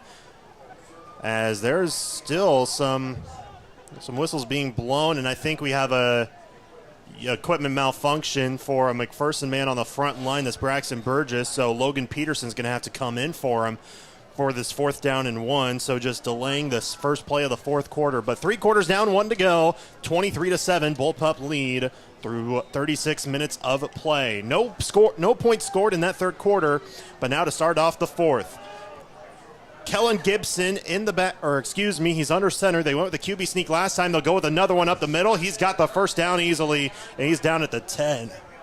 So he just needed 2 yards, or he needed half a yard. He got 2. Yeah, he only, like you said, he only needed half a yard, but what he did was really smart. He was patient with it and just saw which hole was opened up the best. He actually went right behind the right guard. Morin, if I believe that's his name, Morin. Yeah, he's a good right guard. He really is. He's played excellent here tonight. Now, the QB sneak is something that Winfield likes to go with. Heck, they scored a 7-yard touchdown on a QB sneak last week against Augusta. Same formation as last time, first and goal at the 9-yard line for Winfield. This time it'll be a handoff to a man in the backfield. That's Chatham. Gets around a defender, finds the edge far side, inside the 5, finding the pylon. They're going to mark him out of bounds, just shy of the goal line. They say he stepped his foot out of bounds at about the 2-yard line. Second down for Winfield. Yeah, it was so close to putting it in the end zone. The pylon's still even on the ground. Yeah. He got that close to putting it in the end zone. An excellent run there. There were bullpup defenders in the backfield, but he just kind of made his way around him out to the edge, and there was just no one out there. And finally somebody pushed him out there at the 1-yard line. Yep, they mark it at the 1. Second and goal at the 1. Let's see if they go with a QB sneak right here. They do. Gibson across the middle. Flag's going to come flying in. The ruling on the field is a touchdown, but the flag came in, and I think this one might be on Winfield. Yeah, I don't know if they were set. They went up to the line quick, so that's a good point. Maybe they were not set. The near side line official waved his arms like no time.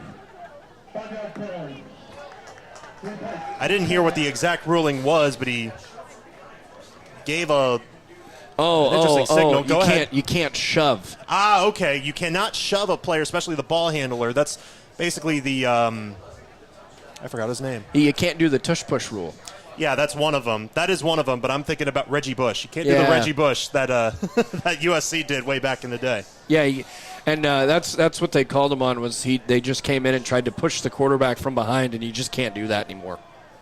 So the 5-yard penalty makes it second and goal at the 6, and some confusion once again by the Winfield offense, as there's some confusion with this play clock down to 3, down to 2. They get the snap off, fake handoff. He's going to fire it quick to the end zone. It's knocked down and incomplete. Great job by Bishop Brown, who was at the goal line and knocked the ball down. Third down and goal. Yeah, one-on-one, Bishop Brown, and I believe that's Adam Everett, the intended receiver. Bishop Brown did an excellent job staying strong through contact, knocking that ball to the ground, and it was just a simple fake pitch route or whatever. So third and goal at the 6-yard line, and, we noticed the confusion up front. Jackson Davis was kind of going from the left to the right, then back left, then back right, as he was confused on what formation they were in. Now they're huddled up with the play clock down to 5, down to 4. Let's see if Winfield has to burn their second timeout. Yep, here comes the coach trying to call timeout, and they'll grant it to him.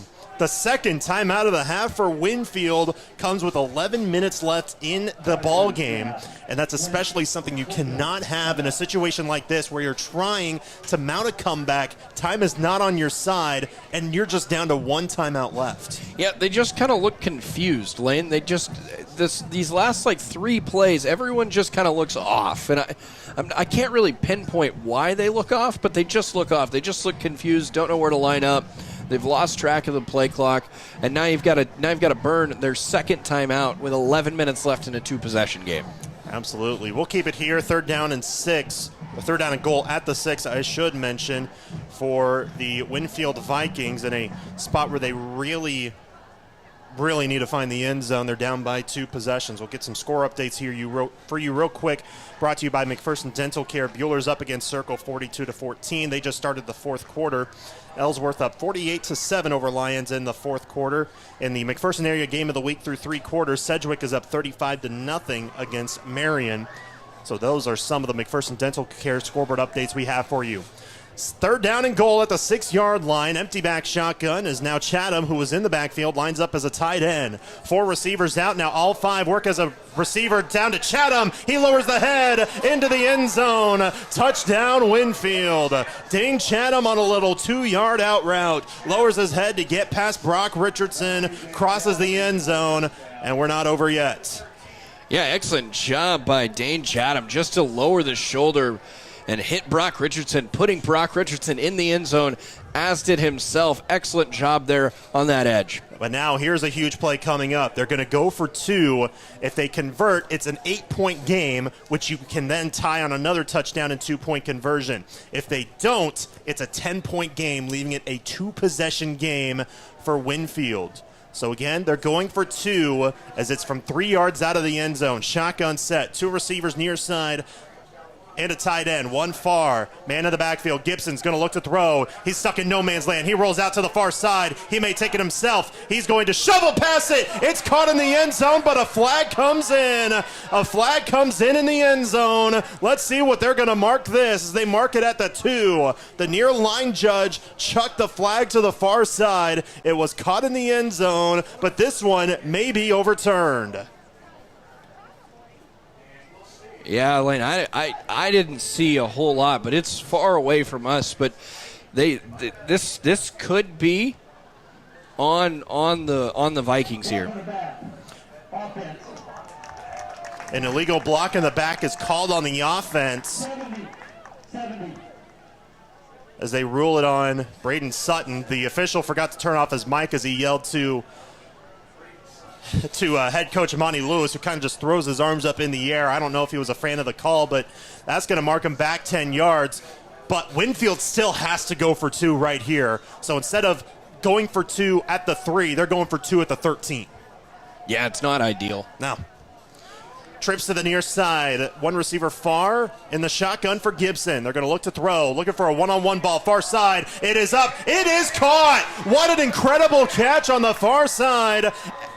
What a catch by the receiver on the left. Drew Graham came down with the ball, reaching high up into the heavens to bring it down, and it's an 8-point game. What a throw by Kellen Gibson, man. He just put that ball only where his receiver and Drew Graham could go up and get that football. Excellent job, excellent play call. It's an 8-point game. We'll take a 30-second break. Back in a moment. You're listening to Bullpup Football on KMCP. As parents, it's our duty to teach our children how to be fiscally responsible, and Great Plains Federal Credit Union is where to start. A savings account with Great Plains helps encourage kids to grow up learning to save rather than spend. But let's face it, teenagers need a little spending cash. At Great Plains, children ages 14 and up can open a joint checking account with their parents, so not only will they get access to their cash, but you'll get to see how they're spending it. Great Plains Federal Credit Union with locations in Salina, Abilene, McPherson, and Hillsboro. Member NCUA. 98.9 and 1540 KMCP. Just like that, it is a 1-possession game here in McPherson. 23-15, the Bullpups lead, but Winfield clawing, scratching their way back against the Bullpups. 10:54 to go here in the ball game. A 6-yard touchdown throw from Gibson to Chatham made it 23-13, and they had to convert on a penalty from way out, 13 yards out from the end zone, to try to get the 2-point conversion, and they did so successfully to make it 23-15. Now the ensuing kickoff will be underway in a moment. Jackson Davis will boot it away. Carlos German and Ashton Malm back deep to return. Davis will run up and boot it away. A line drive kick that will bounce and will be returned by Malm at the 4-yard line. He'll go up the middle, try to cut near side. He's spun down at the 26, 27-yard line. That's where the Bullpups will start off their offensive drive. Yeah, this is a big drive for the Bullpups. They're already up 1 possession right now. You really, really need to kind of answer here and try to put this back to a 2-possession game. If you can put this back to a 2-possession game with just over 10.5 minutes to go, you may have iced the game. They'll mark it at the 26, 1st and 10 for McPherson. It'll be a shotgun formation, no pistol formation for Carter Allen. 1 receiver near side, 2 receivers near side, 1 far, as they just reset the play clock as well. Tight end on the right side as well. It'll be a fake handoff. Allen will roll to his right and look to throw. He's going to be wrestled down for another sack all the way back at the 14-yard line. Once again, getting back there first was Eli Conklin, the 6'1 senior, and it's 2nd down and long for McPherson, a loss of 12. Conklin's had himself a day. He really has had himself a really nice day. He's got a sack, maybe 2, and he's got a catch. on the offensive side.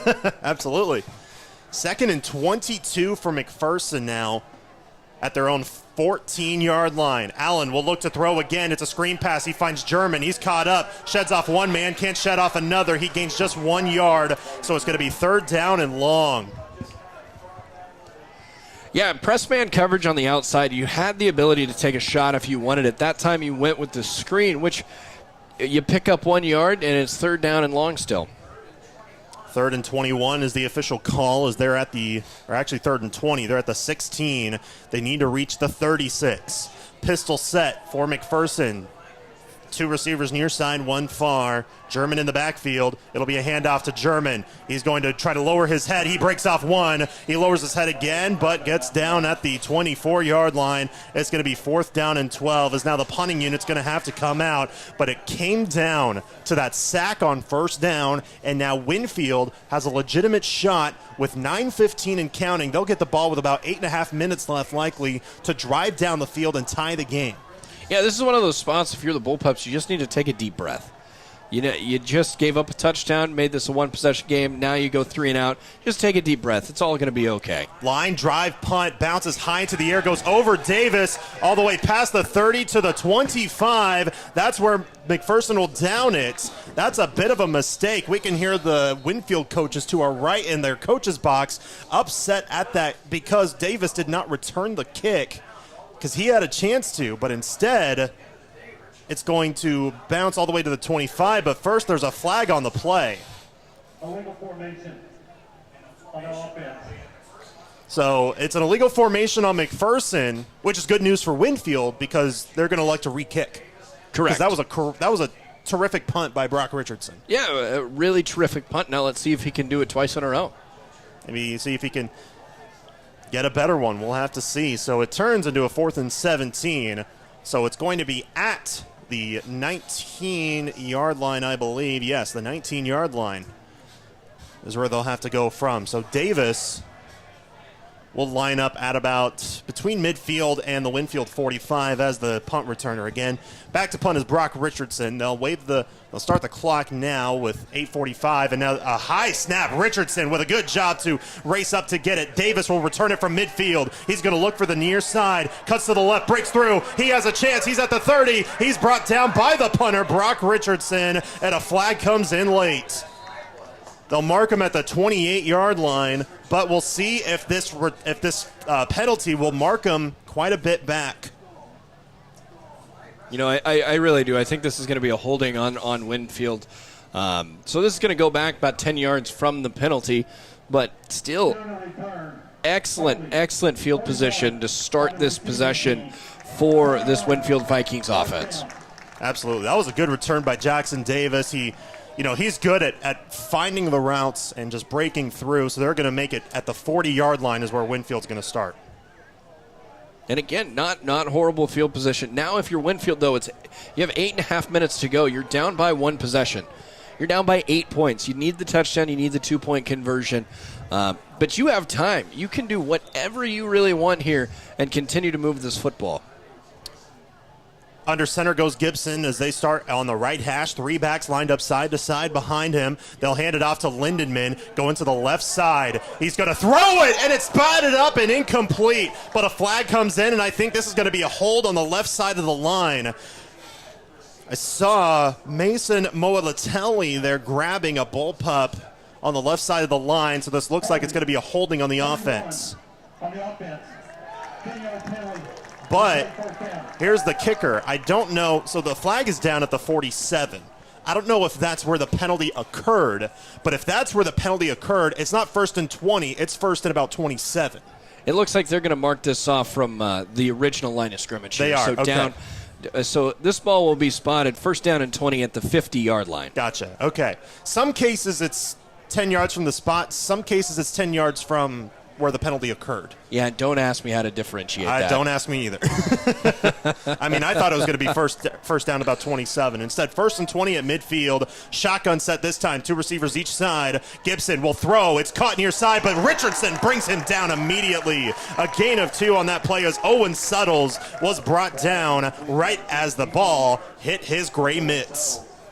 Yeah, just a simple 2-yard out route or 3-yard out route. Picks up 3 yards, maybe 2 yards on the play. But Brock Richardson right there in coverage just on his flat route or on his flat zone was able to make the tackle and not allow any more of a pickup.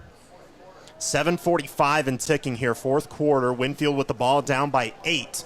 23-15 is the score with the Bullpup lead. Shotgun set, 2 receivers each side with Lindenman in the backfield to the left hip pocket. Play clock down to 3. Gibson gets the snap. He's going to look to his left. Now look up the middle. He'll fire it late. It throws it behind Lindenman. It's incomplete. He tried to peel back to try to make the grab, but his body was going forward while his arms were going back. Incomplete pass, 3rd and 18 for Winfield. Well, yeah, and Chase Kane there with the pressure, allow that quarterback hurry, and even got a quarterback hit, but Gibson was able to get it out of his hands before the sack could be recorded. Just threw it right behind the running back. The clock does stop on the incompletion at 7.5 minutes, but 3rd and 18 for Winfield.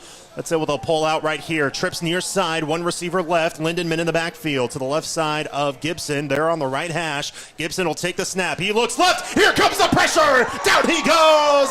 Brock Richardson and Jaron Stutzman were the first 2 people there for Gibson. And it's 4th down and long for Winfield. They both got there at the exact same time. That was incredible. Brock Richardson just came on a blitz from his nickelback position. Nickelback, get it? Nickelback? Yeah, good. That's good band. But Canadian band, by the way. But Brock Richardson came on that nickel blitz, just able to come in there and crack the quarterback, and then Stutzman on the other side was able to meet him at the quarterback as well. All Gibson saw was the number 1. Brock Richardson, who wears number 1, Stutzman number 11. Gibson boots it away. Malm will return it at the 16. He runs near side, breaks off of 1 man. He pushes forward for extra yardage as he gets wrapped up and brought down at the 30. McPherson will take over on offense. Yeah, that was a big possession for this defense for the Bullpups. They needed to step up and they needed to make a stop, and that's exactly what they did. They made that stop, and it wasn't even close. It never was close. The penalty helped, but also the sack, the missed. There's a lot of confusion going on down here. They need Brock Richardson in the game here. Ashton Malm had to come out for an equipment malfunction. It looks like, but. That was just the biggest drive of the game for this Bullpup defense, and they executed to perfection. 1st and 10 at their own 30 for McPherson. 2 receivers far side, 1 to the near. That's Richardson, who's the receiver near side. It'll be a fake handoff. Allen keeps it up the middle, gets a gain of about 1 yard, maybe a yard and a half. They're on 1st down. So now Malm will come in for Richardson. Yeah, just a simple read option play. Carter Allen just kept it, picks up 1 yard on the play, 2nd down and 9. They're going to let the clock run maybe as much as they can. 6:15 to go in this ball game. Shotgun set for McPherson. 2 receivers each side. German in the backfield to the right hip pocket of Carter Allen.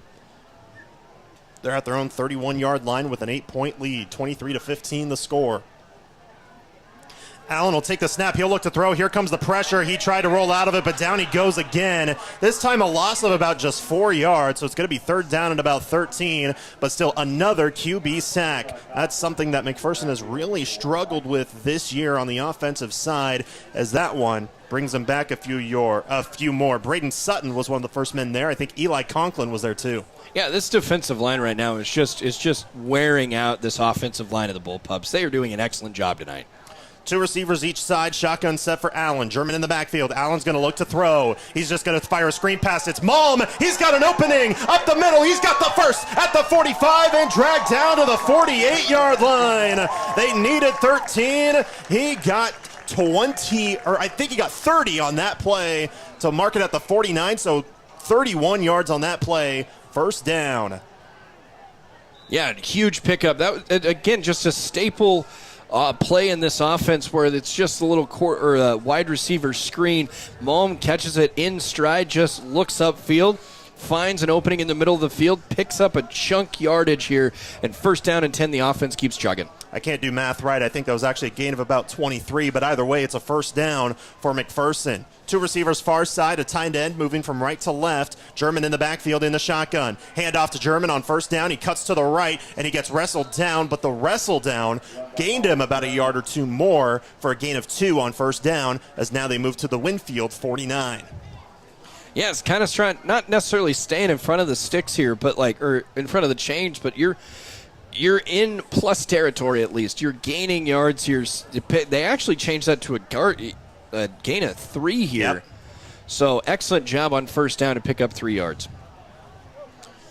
4:20 to go in the game. Time not on Winfield's side. They only have 1 timeout left in this game, remember, as now the play clock down to 10 as McPherson gets their play call from the sideline and again just wants to run the clock as much as they can. German in the backfield in the shotgun. It'll be a pitch out to German. He's going to keep it, tuck it, and run up the middle. Gets just past the line of scrimmage, maybe about a half a yard more to make it 3rd down and about 6 or 7 yards for the Bullpups at the Winfield 48. So actually they call a gain of about a half a yard on that play.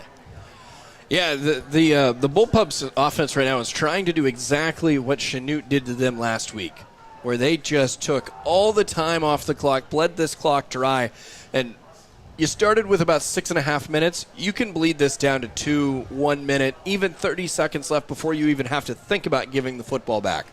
Well, right now they have to convert on this 3rd down. A low snap. Allen is going to get ripped down by his face mask and a flag. No flag comes in. I thought a flag was going to come down. I thought Allen got ripped down by his face mask, but no flag was thrown. They marked it a sack. Coach Pavlovich is screaming for a face mask call. Yeah, the low snap here, though, is the big story here. The low snap. Carter Allen unable to catch it and make the play happen. Dropped it originally, had a bobble on it, and was working backwards. Another excellent job by this defensive line to get in the backfield and cause the sack.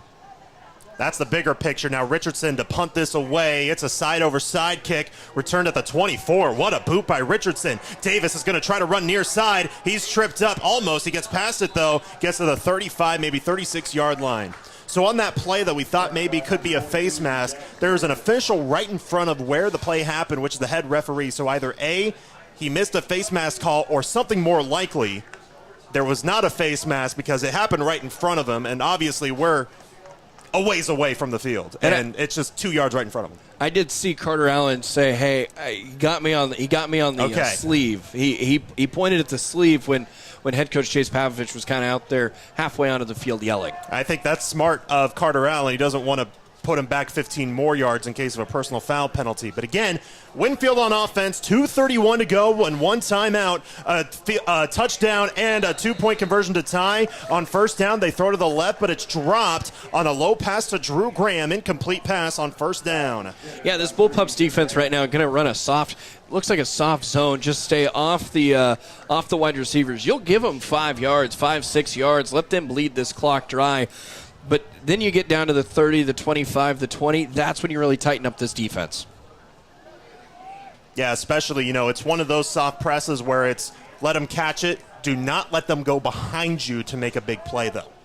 2 receivers each side, running back in the backfield for Gibson. He puts a man in motion with the play clock down to 6. Now he gets a snap off. Gibson will run it up the middle. He gets wrapped up and brought down, a gain of about 1.5 yards as the Bullpup front line was there. Dylan Hall was there, and so was Nolan Pierce.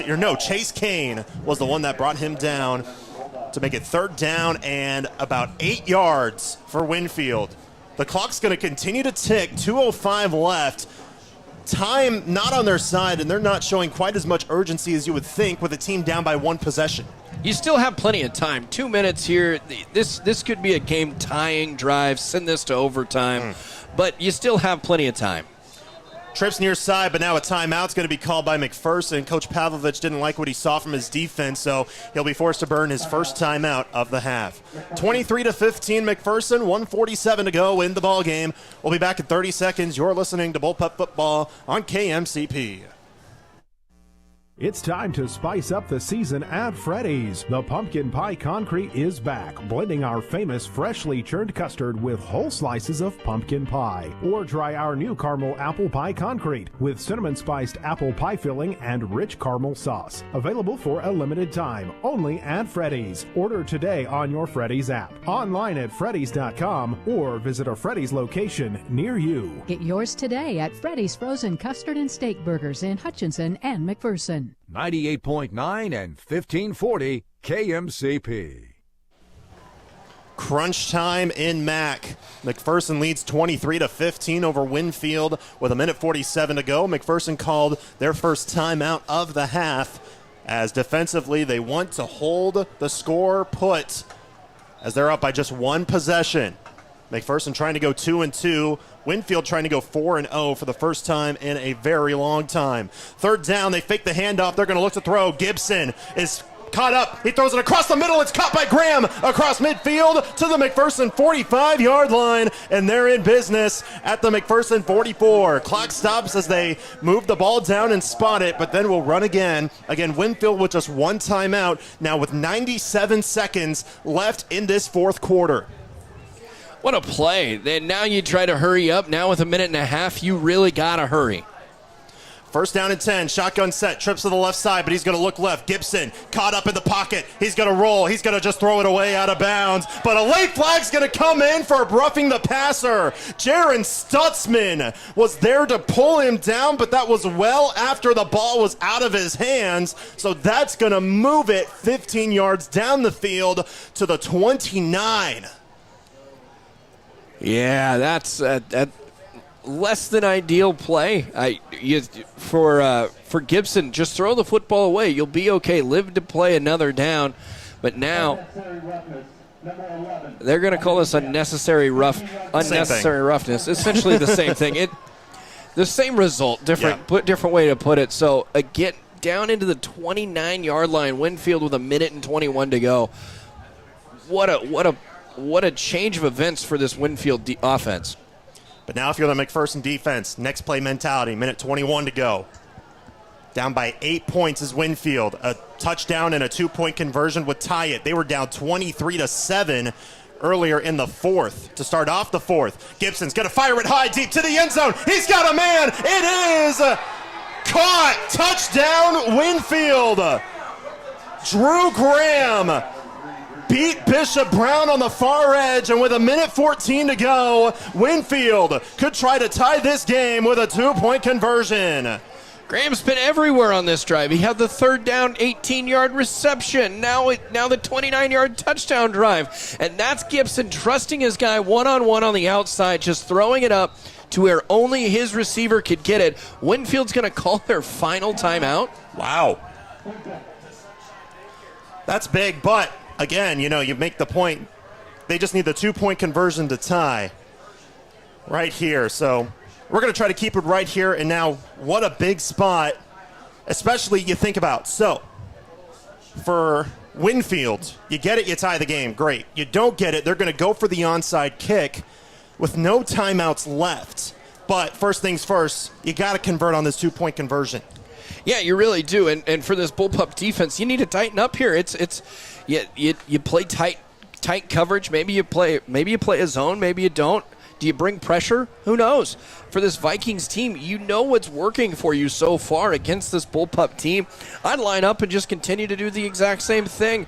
You've scored multiple times, but this is the biggest play in the game so far. This is either going to win you or lose you the game. Tie the game, not win it. Yeah, I gotcha. A 2-point conversion to try to tie it. McPherson crowd trying to help stop Winfield. Now time's going to stop as the officials called time. Did McPherson call time, or what's going on here? Yep, Bullpups called timeout. This timeout is only because you just watched him line up. You don't think you're in the right defense, so you call the timeout and you try to change your defense, or do you? Are you just out thinking him, trying to get him to change? Who knows? That ices the Winfield offense, too. It gives them an extra chance to think about it. You think about icing the kicker, there's definitely such thing as icing an offense. But also it gives you an extra minute on top of what you already had for your defense to catch their breath, get some water if they need it, and just reset for this one play. 1:14 to go. Through 3 quarters, McPherson led 23-7. A 2-point conversion here would tie the game with 1:14 to go. McPherson has 1 timeout left. Winfield, no timeouts remaining. Do or die time here with 74 seconds left on homecoming night here in McPherson. And what a position right here for both of these teams. It's going to be a shotgun empty back for Gibson. 2 receivers near side, 3 bunched up to the left. From 3 yards out to try to tie it. Man in motion, that's Chatham from left to right. Gibson takes the snap, rolls to his left, looking for the corner of the end zone. He's got it. The 2-point conversion is good, and this game is tied with 1:14 to go. Yeah, simple play call. Just put it in the hands of your best playmaker. Gibson tonight has been their best playmaker outside of Chatham. That time he just got to the edge, foot race to the edge, tie ball game. Holy cow, we have not had a close game this year, but now butterflies in everyone's stomach for McPherson, for Winfield. But now, time to put up or shut up. You allowed that comeback. You've struggled offensively. You've made a couple of mistakes, allowing sacks, a couple of key penalties. Now, 1:14 to drive down and take the lead. 1:14 with 1 timeout. Winfield doesn't have any timeouts. Plus, you know that right now the leg of your kicker in Hoover is probably 32, 33-ish yards. That's about the max you're willing to go with him. So you really got to get down into the red zone and try to put points on the scoreboard. The McPherson return team is back on the field. This is a finish you do not want to miss, folks. McPherson had a 13-0 lead just 6 minutes and 15 seconds into this game. Winfield fought back, but McPherson held a 23-7 lead at halftime and into the fourth quarter. Winfield has fought back, and it's a tie game at 23. 1:14 to go in regulation. Jackson Davis will kick. He was an all-league kicker last year, but he got a couple of speedsters back deep to return in Carlos German and Ashton Malm. They're going to rush to the line, then stop as the ball falls down, and Davis will line it up on the tee as he gets ready to boot this away. 1:14 to go, 1 timeout for McPherson. Davis runs up, boots at a line drive kick with the right leg. It'll bounce, and Malm will return it at the 10. He's going to run near side, looking for a lane. He's got one down the sideline. 40, 50. He's got one man to beat. 30. See you later. Touchdown, Ashton Malm. But a flag is down all the way back at the 25. And Jace Pavlovich took his headset off, has his hands on his hips. This is coming back. Oh my, what a play by Ashton Malm. Made one man miss, didn't get touched the rest of the way. Flag flew back at the Bullpup 24-yard line. And if it's on the far side that you think about, that's away from the play. So, and the worst part of the entire play may not be the holding, may not be the excitement that just happened. It's the fact that you lost 20 seconds off the clock. Yeah.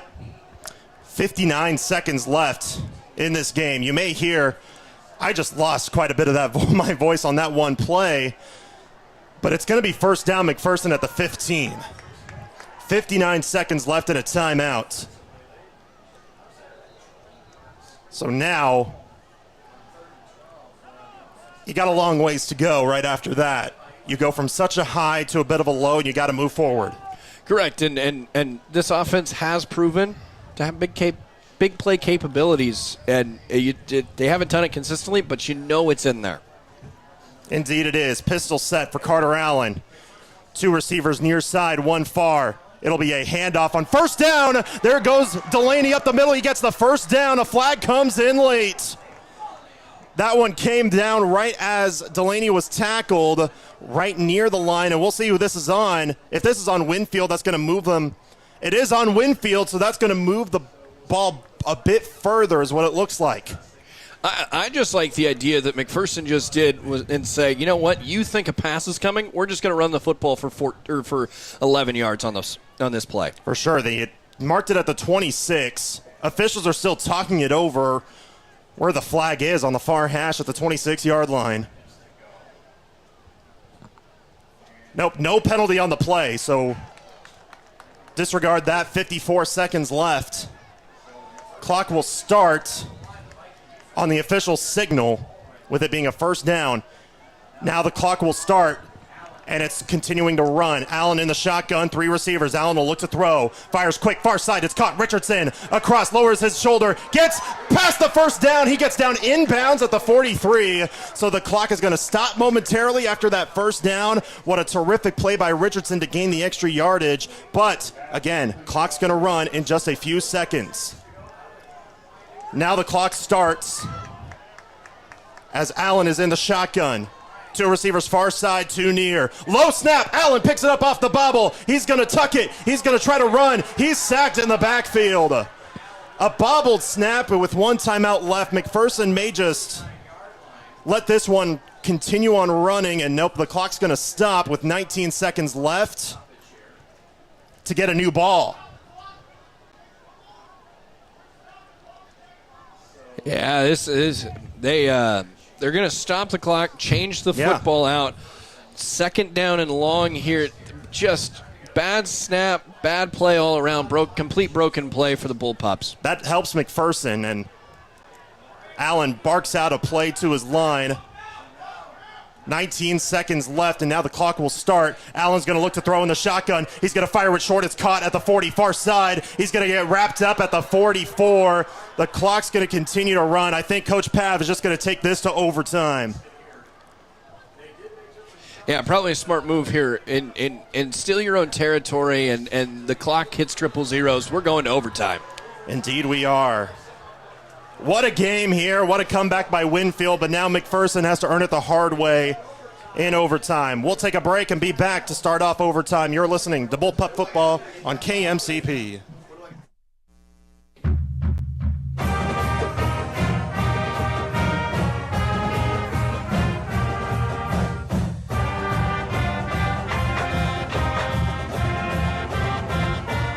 Show your Bullpup pride with apparel from Artshirt, Gear for Sport at 211 North Main, downtown McPherson. We offer a wide variety of apparel for everyone in the family, offering sizes from newborn all the way to 4X. We wish all the student athletes a safe and successful season. Go Bullpups!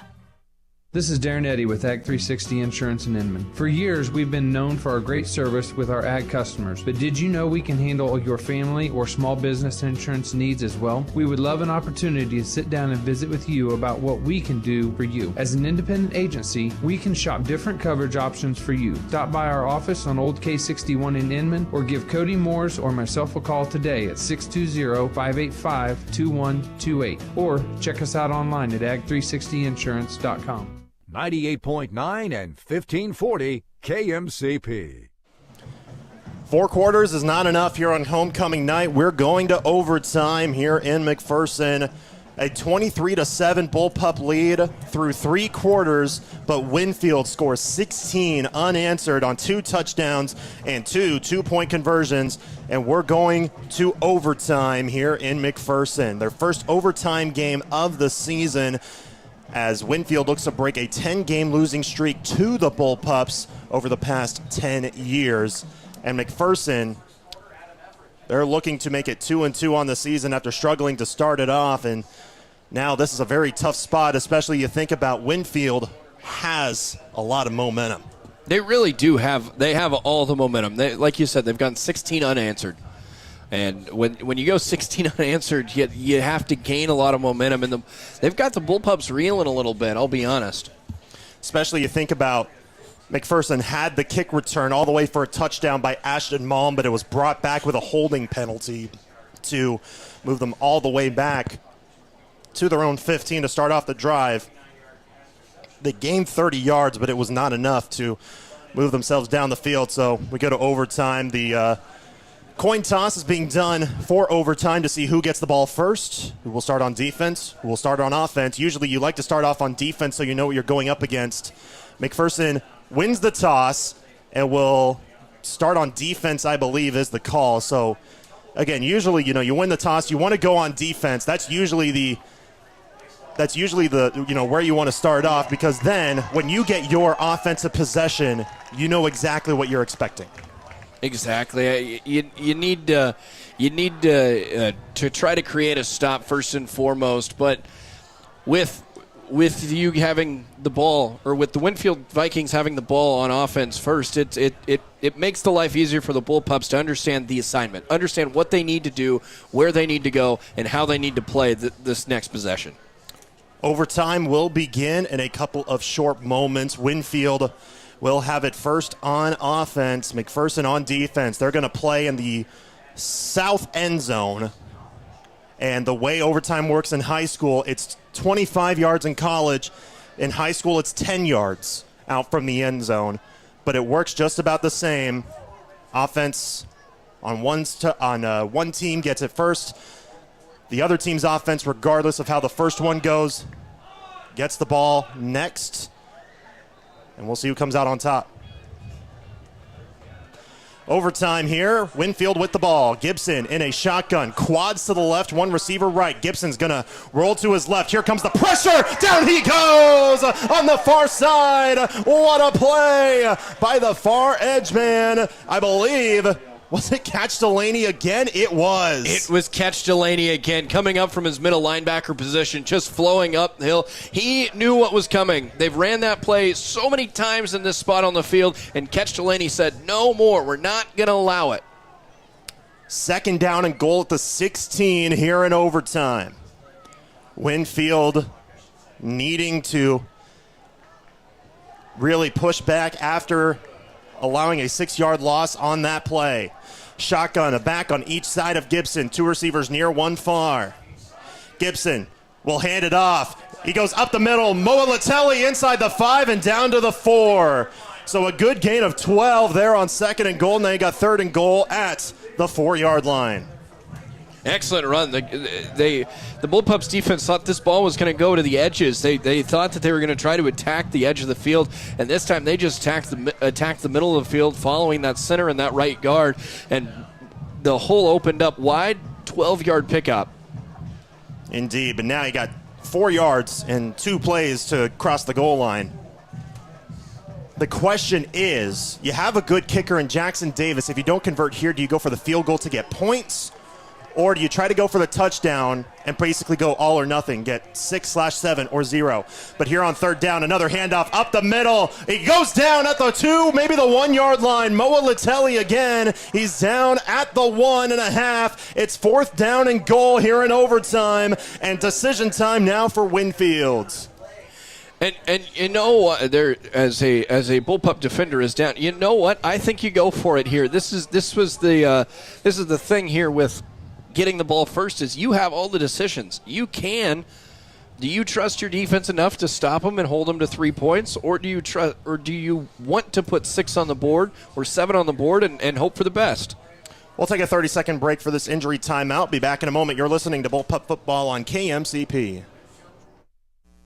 Need a reliable workhorse for your property? Meet the John Deere 5E Series tractors from Prairie Land Partners. Whether it's working fields, hauling loads, or clearing roadsides, the 5E delivers the power and versatility you need, all in one machine. And there's never been a better time to buy. Get a $2,250 implement bonus and save with cash discounts over $6,000. Offer ends October 25th, 2024. Some restrictions apply. See Prairie Land Partners for details. Prairie Land Partners. 98.9 and 1540 KMCP. Bullpup fans, I got good news and bad news. Good news is it's fourth down and goal for Winfield in overtime at the 1-yard line. They got to score here, or if they get stopped short, they get no yards. The bad news, the man that went down is Catch Delaney, and he's on the sideline limping.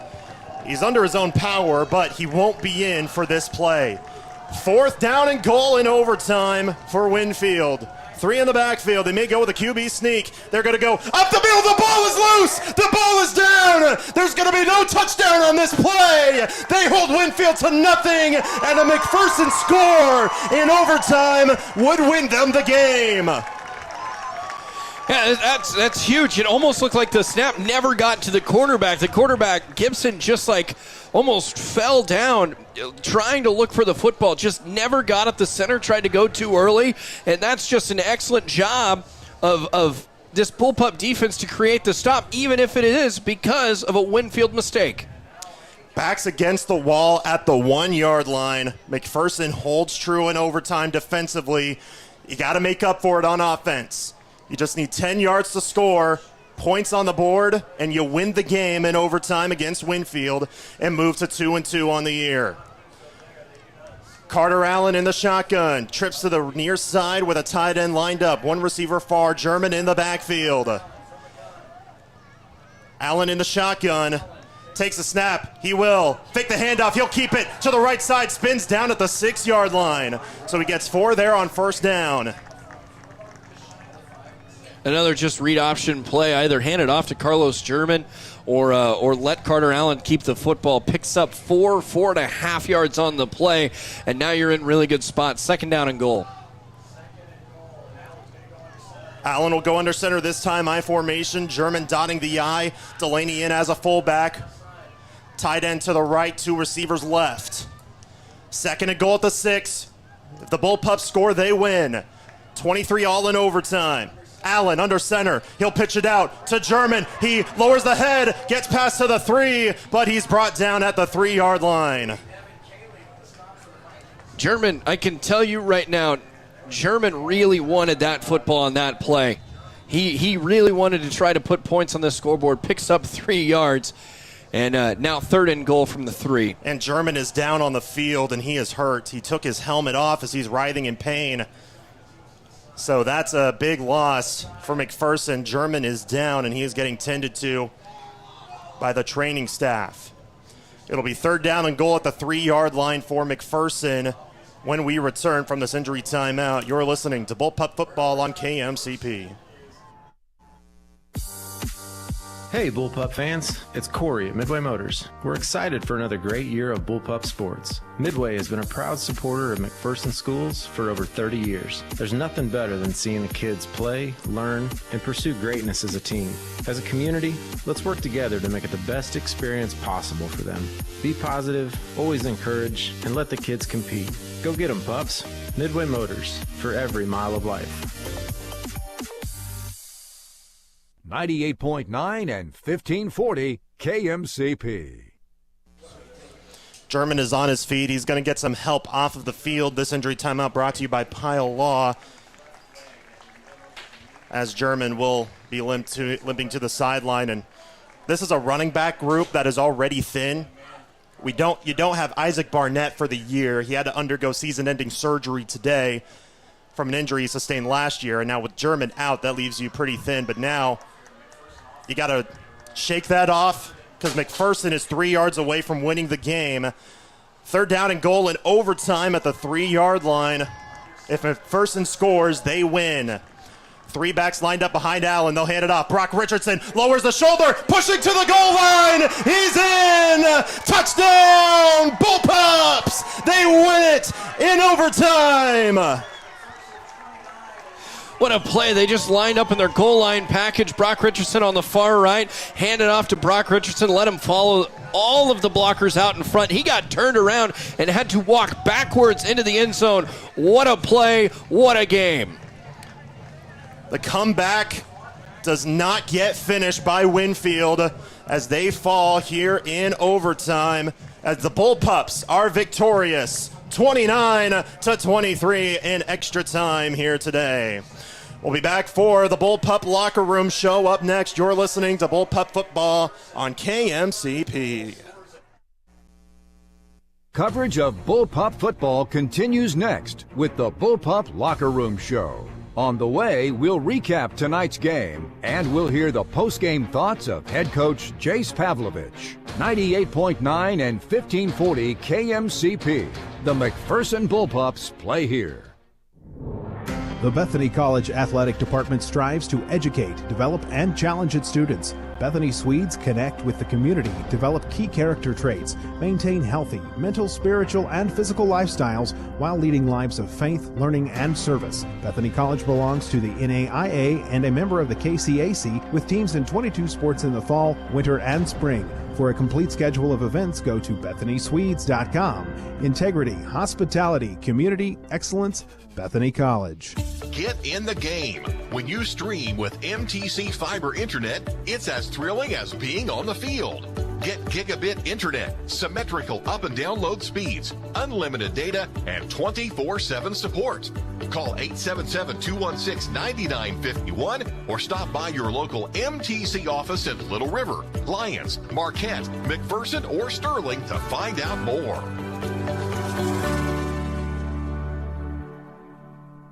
I'm Adam. And I'm Devin. Together we are Stamatic of Central Kansas, with a new location at 209 North Main in downtown McPherson. We are here to help, offering water, fire, and smoke restoration, mold remediation, carpet and upholstery cleaning, as well as hard surfaces like tile and even grout cleaning. Don't forget about the places you can't see, like air ducts and dryer vent. Find us on Facebook or online at stamaticofcentralks.com for a free estimate to see how Stamatic of Central Kansas can help you. Oh, and honey, don't forget. Call Stamatic, you'll be ecstatic. Hi, this is Lucas Raleigh with Raleigh Insurance. If you are thinking about shopping your farm or ranch's insurance, let us do the shopping for you with our newly expanded markets and carriers. As an independent agency, we've been working with family farms and large commercial farmers across Kansas for the past 50 years. Check out RaleighInsurance.biz, see me in Little River, or stop by Raleigh Insurance in Inman or Lyons today. Since 1965, your choice for home, auto, farm, and commercial insurance. Raleigh Insurance. Get your free quote today.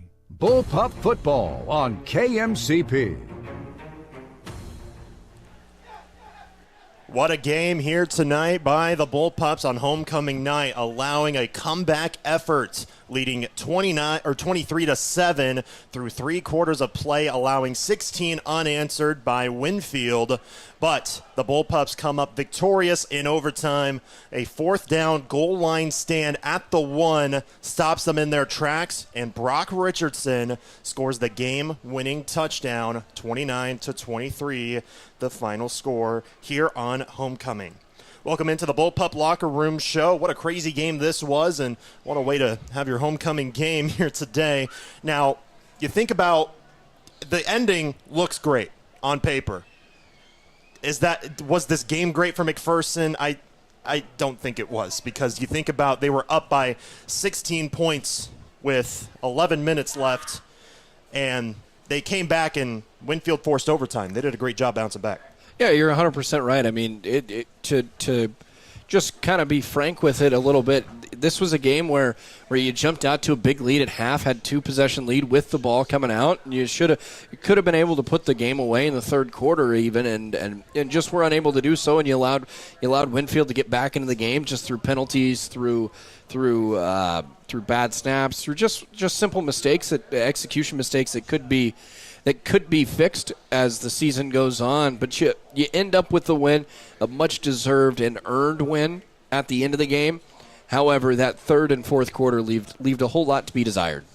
Indeed it did, and that's something McPherson's going to have to focus on, as they have Rose Hill on the road next week. But they do improve to 2-2 on the season, so I know McPherson will definitely take that. But as Coach Pav is going to say, hey, got film tomorrow morning and then back at it on practice next week. So another thing you'll say, though, win's a win. It doesn't matter how they come. Especially in divisional play, Winfield is one heck of a team, and I think they earned a lot of our support. This is a team that had struggled in recent years, got their best start in 11 years, and they definitely, it's their first loss of the season for them, but they definitely earned a lot of support of the Bullpup faithful and us here in the booth as well, because they're just a tremendous team, and honestly, I think could be state contenders. Absolutely. I mean, this is like we talked about in the pregame. This is a well-coached bunch. Monty Lewis has got these kids playing hard. He's got these kids focused on one goal and executing at a high level.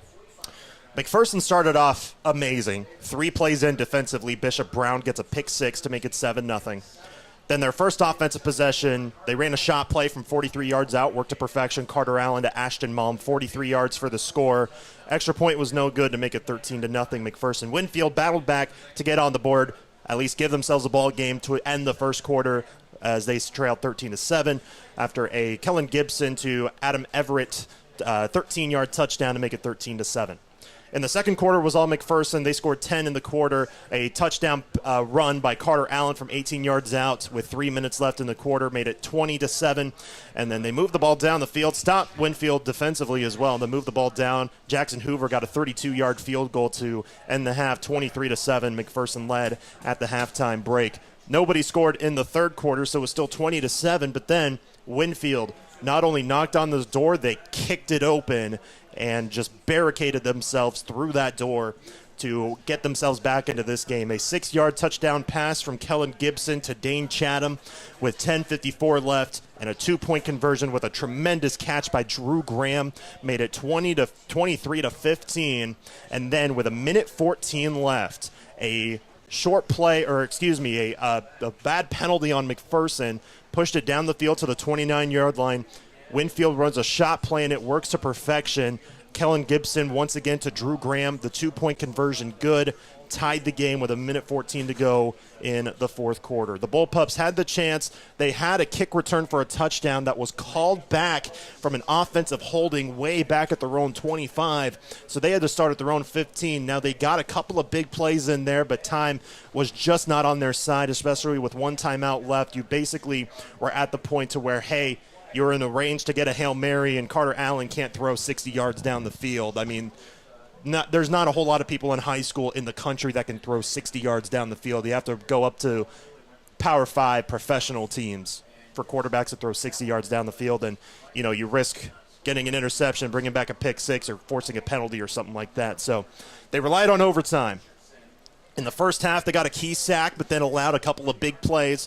4th and goal at the 1-yard line for Winfield in the first possession on offense. A bad snap, a fumbled ball stopped them in their tracks to get no points on the board in their overtime possession. McPherson battled back 3 plays later with just a couple of short runs. Their plan, I believe, was just short runs, and if you don't get it in 3 downs, bring in Jackson Hoover for the game-winning kick, but they didn't need him. Brock Richardson came in to end it on a 3-yard touchdown run. McPherson wins it by 6 points to go to 2-2. So a roller coaster of a game here tonight, Nathan.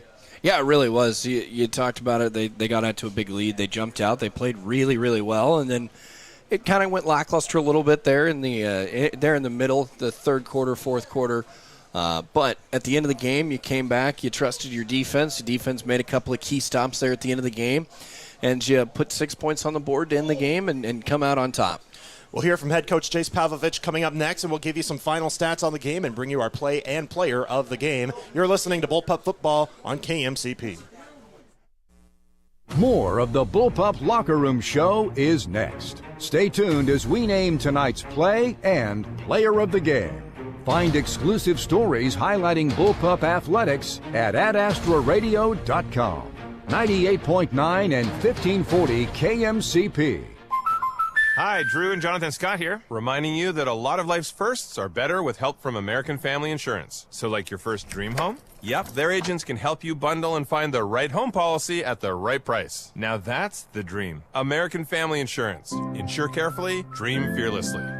Visit amfam.com to learn how discounts may apply to you. American Family Mutual Insurance Company, SI, and its operating company, 6000 American Parkway, Madison, Wisconsin. Visit your local American Family Insurance agent, Steve Barr, at 807 North Main, McPherson. Even though I've moved out of state, I can still bank locally with Farmer State Bank using my online services. I use all of the electronic options Farmer State Bank offers without ever even visiting the lobby. Member FDIC.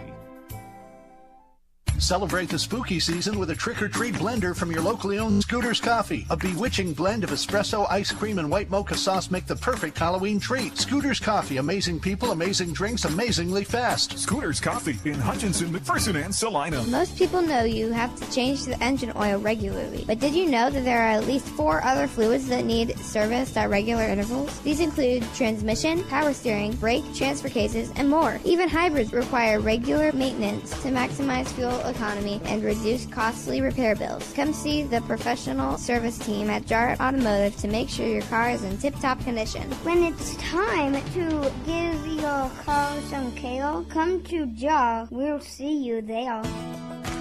I'm Jared. Since 1948, we at Krupp Lumber in Heston have been helping customers all over the state choose the perfect lumber, right tools for the job, and provide quality products to make their homes stand the test of time. Krupp Lumber has all the best brands like Milwaukee Tools and outdoor power equipment, Marvin and Anderson windows, and R.D. Henry cabinets. Ask about our in-state delivery. Check us out at krupplumber.com. Krupp Lumber. Service is our specialty. Bullpup Football on KMCP.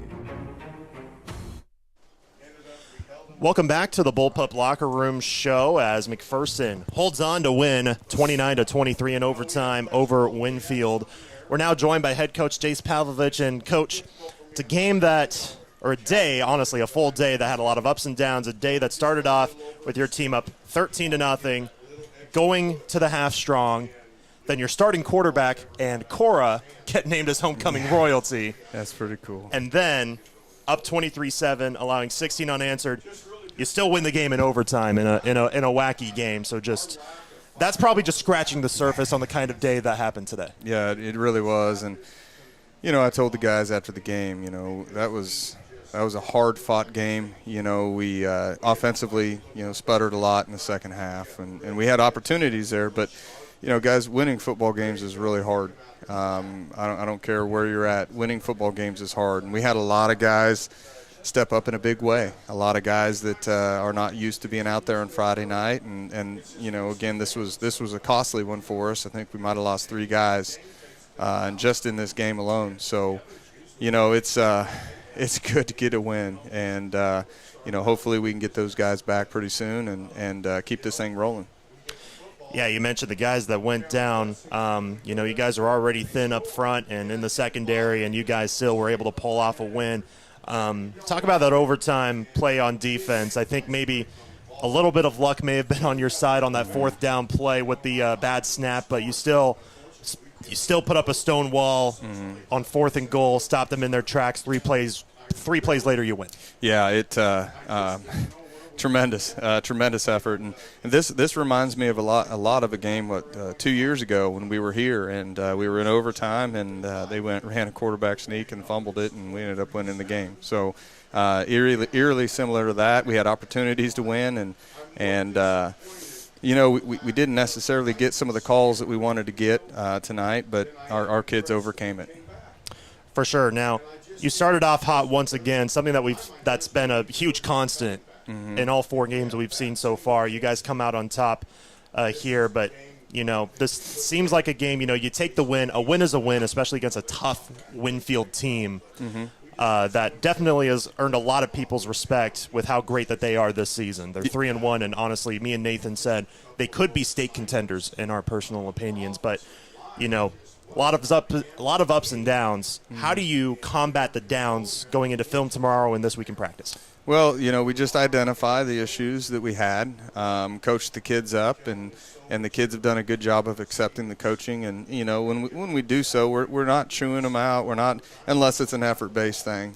So, our assignment-wise stuff, we just got to get those corrected. And it's the same thing we said last week, but we're not going to stop working, and our kids aren't going to stop working either. So we're going to continue to get better in the fundamentals.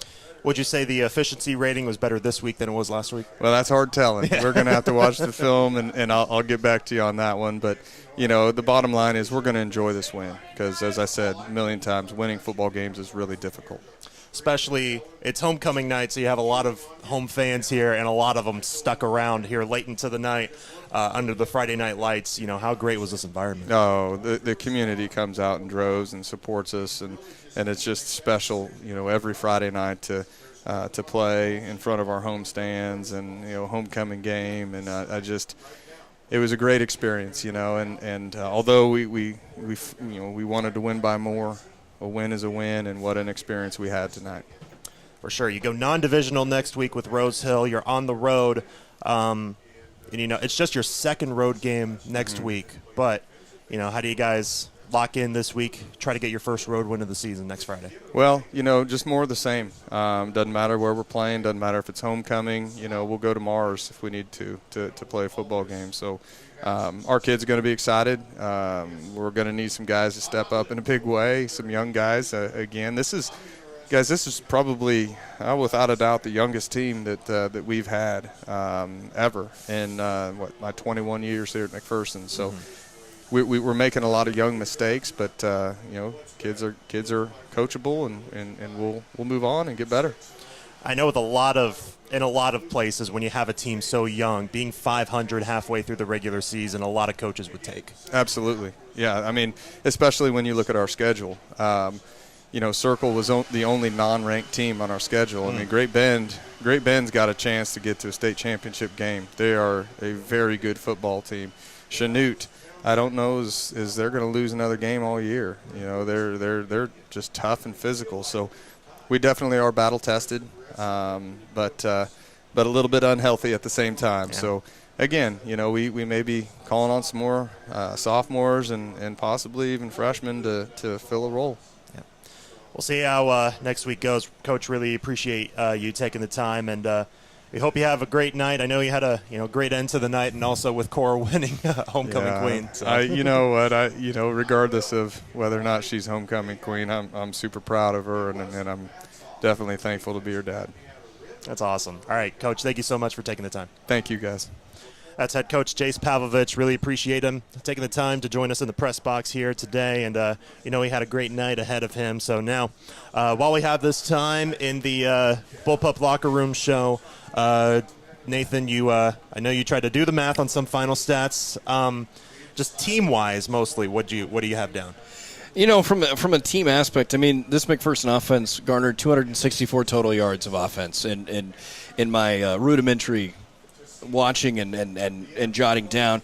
142 of those came on the ground, and then 122 came in the air. But on the other side, Winfield ended up with 229 total yards as well. They had 162 passing yards here tonight with 67 rushing yards. So pretty balanced attack from this McPherson team. And when Winfield needed to come back, they started to be able to pass the football. Yeah, absolutely. And we saw Kellen Gibson, Carter Allen. It was basically a battle between two really good quarterbacks, kind of like a battle we're going to see tomorrow night on NBC with Josh Allen and Lamar Jackson going against each other. So that's going to be it was a lot from like what we saw here today. Oh yeah, this was an outstanding matchup, and you just really want to see that on a Friday night, especially homecoming. For sure. Well, we'll go ahead and take one more time out. When we come back, we will give you the Happy Egg Co. Excellent Play of the Game and the People's Bank and Trust Player of the Game. That's coming up next. You're listening to Bullpup Football on KMCP.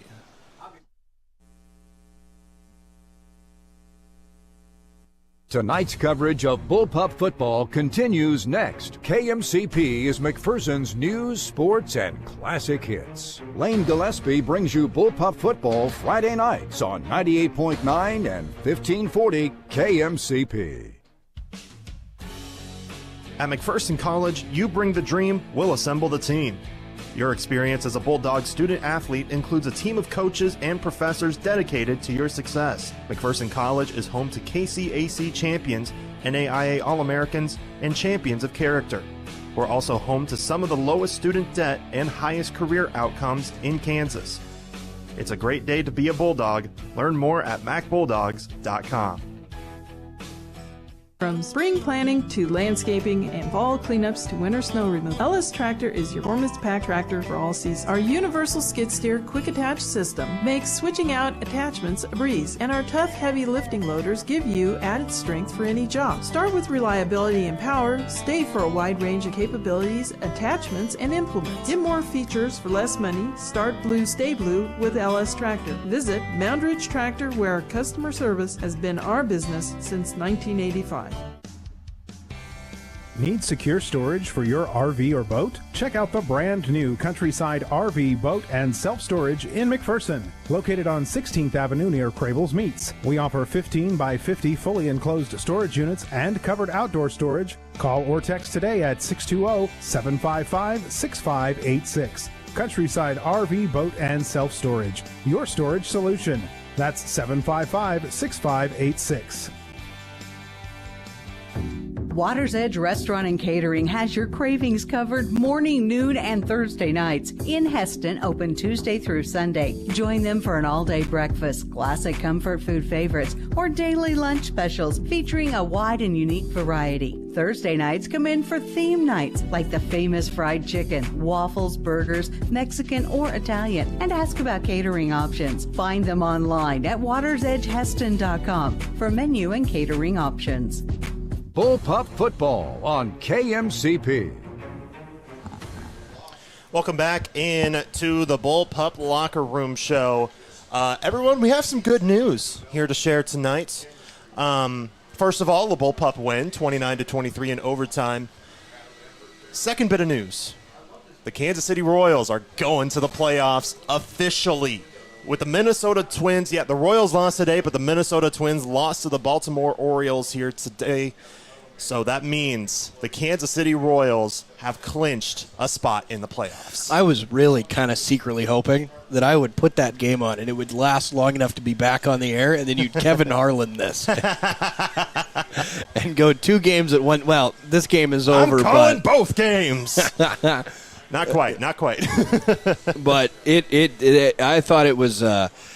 It's an incredible feeling knowing that for the first time in 8-9 years. That 9 years. The Royals are back in the playoffs. It's a wild card spot. They may have to go up against the Houston Astros in a 3-game series in the wild card series, but still, it's great to have them back in the playoffs. Well, yeah, you have. If you went out, you still hold the tiebreaker over the Tigers. Yep. You would go to Baltimore. If you don't win out and the Tigers decide to keep winning, and then you go play the Houston Astros in Houston. So we're either going to have a reunion of the 2014 ALCS or the 2015 ALDS. Correct. So that'll be. And you know who else right now is currently in the playoffs? The Mets. That's true. That is very true. So Mets Royals rematch in the World Series? I'm calling it now. You're calling it now? All no, right. Actually, I'm not. Stamp Put it in writing. Don't quote me on that one. All right. Well, it's that time to end the broadcast. But first, the Happy Echo Excellent Play of the Game. I wonder what we're going to give it to. Well, actually, it's one or the other. Is it the pick six or the game winner in overtime? Because obviously the game winner won the game, but you think of what set the tone early, it's the pick six, but I got to give it to the game winner. Yeah, you really do. I mean, that made the entire game. For sure. So that's going to be our Happy Egg Co. Excellent Play of the Game. Visit happyeggfarms.com to learn how you can help feed America. People's Bank and Trust Player of the Game. Nathan, who do you have? You know what? I'm gonna give it to the man that had the ball in his hands the entire game, Carter Allen. I think he had just over 70 or just at 75 yards on the ground. That's before all the sacks, obviously, and then he also threw the football well, effectively, and really kind of just led his team to this victory. He also won Homecoming King, too. Oh, so even better. Good night for him tonight. And this one's the most important one. Yep. The player of the game. Absolutely. The People's Bank and Trust Player of the Game. Put the experience of People's Bank and Trust community banking at its best. Well, fun one today. We really appreciate you sticking around this late to join us here. The Bullpups will be back in action a week from today on the road against Rose Hill. We will have coverage for you on 98.9, 1540 KMCP, and we'll have a live stream for you as well on adastradio.com/TV and on the Ad Astra Radio mobile app. But until then, for Nathan Roble, this is Lane Gillespie saying thank you so much for tuning in. You've been listening to coverage of Bullpup football on 98.9, 1540 KMCP. At Midway Motors, we are here for you for every mile of life. Whether you're shopping for a new or used vehicle or selling one, Midway Motors will buy your vehicle even if you're not in the market to buy one of ours. Just stop by one of our 5 locations and one of our appraisers will evaluate your vehicle and you can leave with a check the same day. It's fast and easy. Visit MidwayMotors.com for more information. Midway Motors, for every mile of life. You've been listening to coverage of Bullpup football on 98.9 and 1540 KMCP.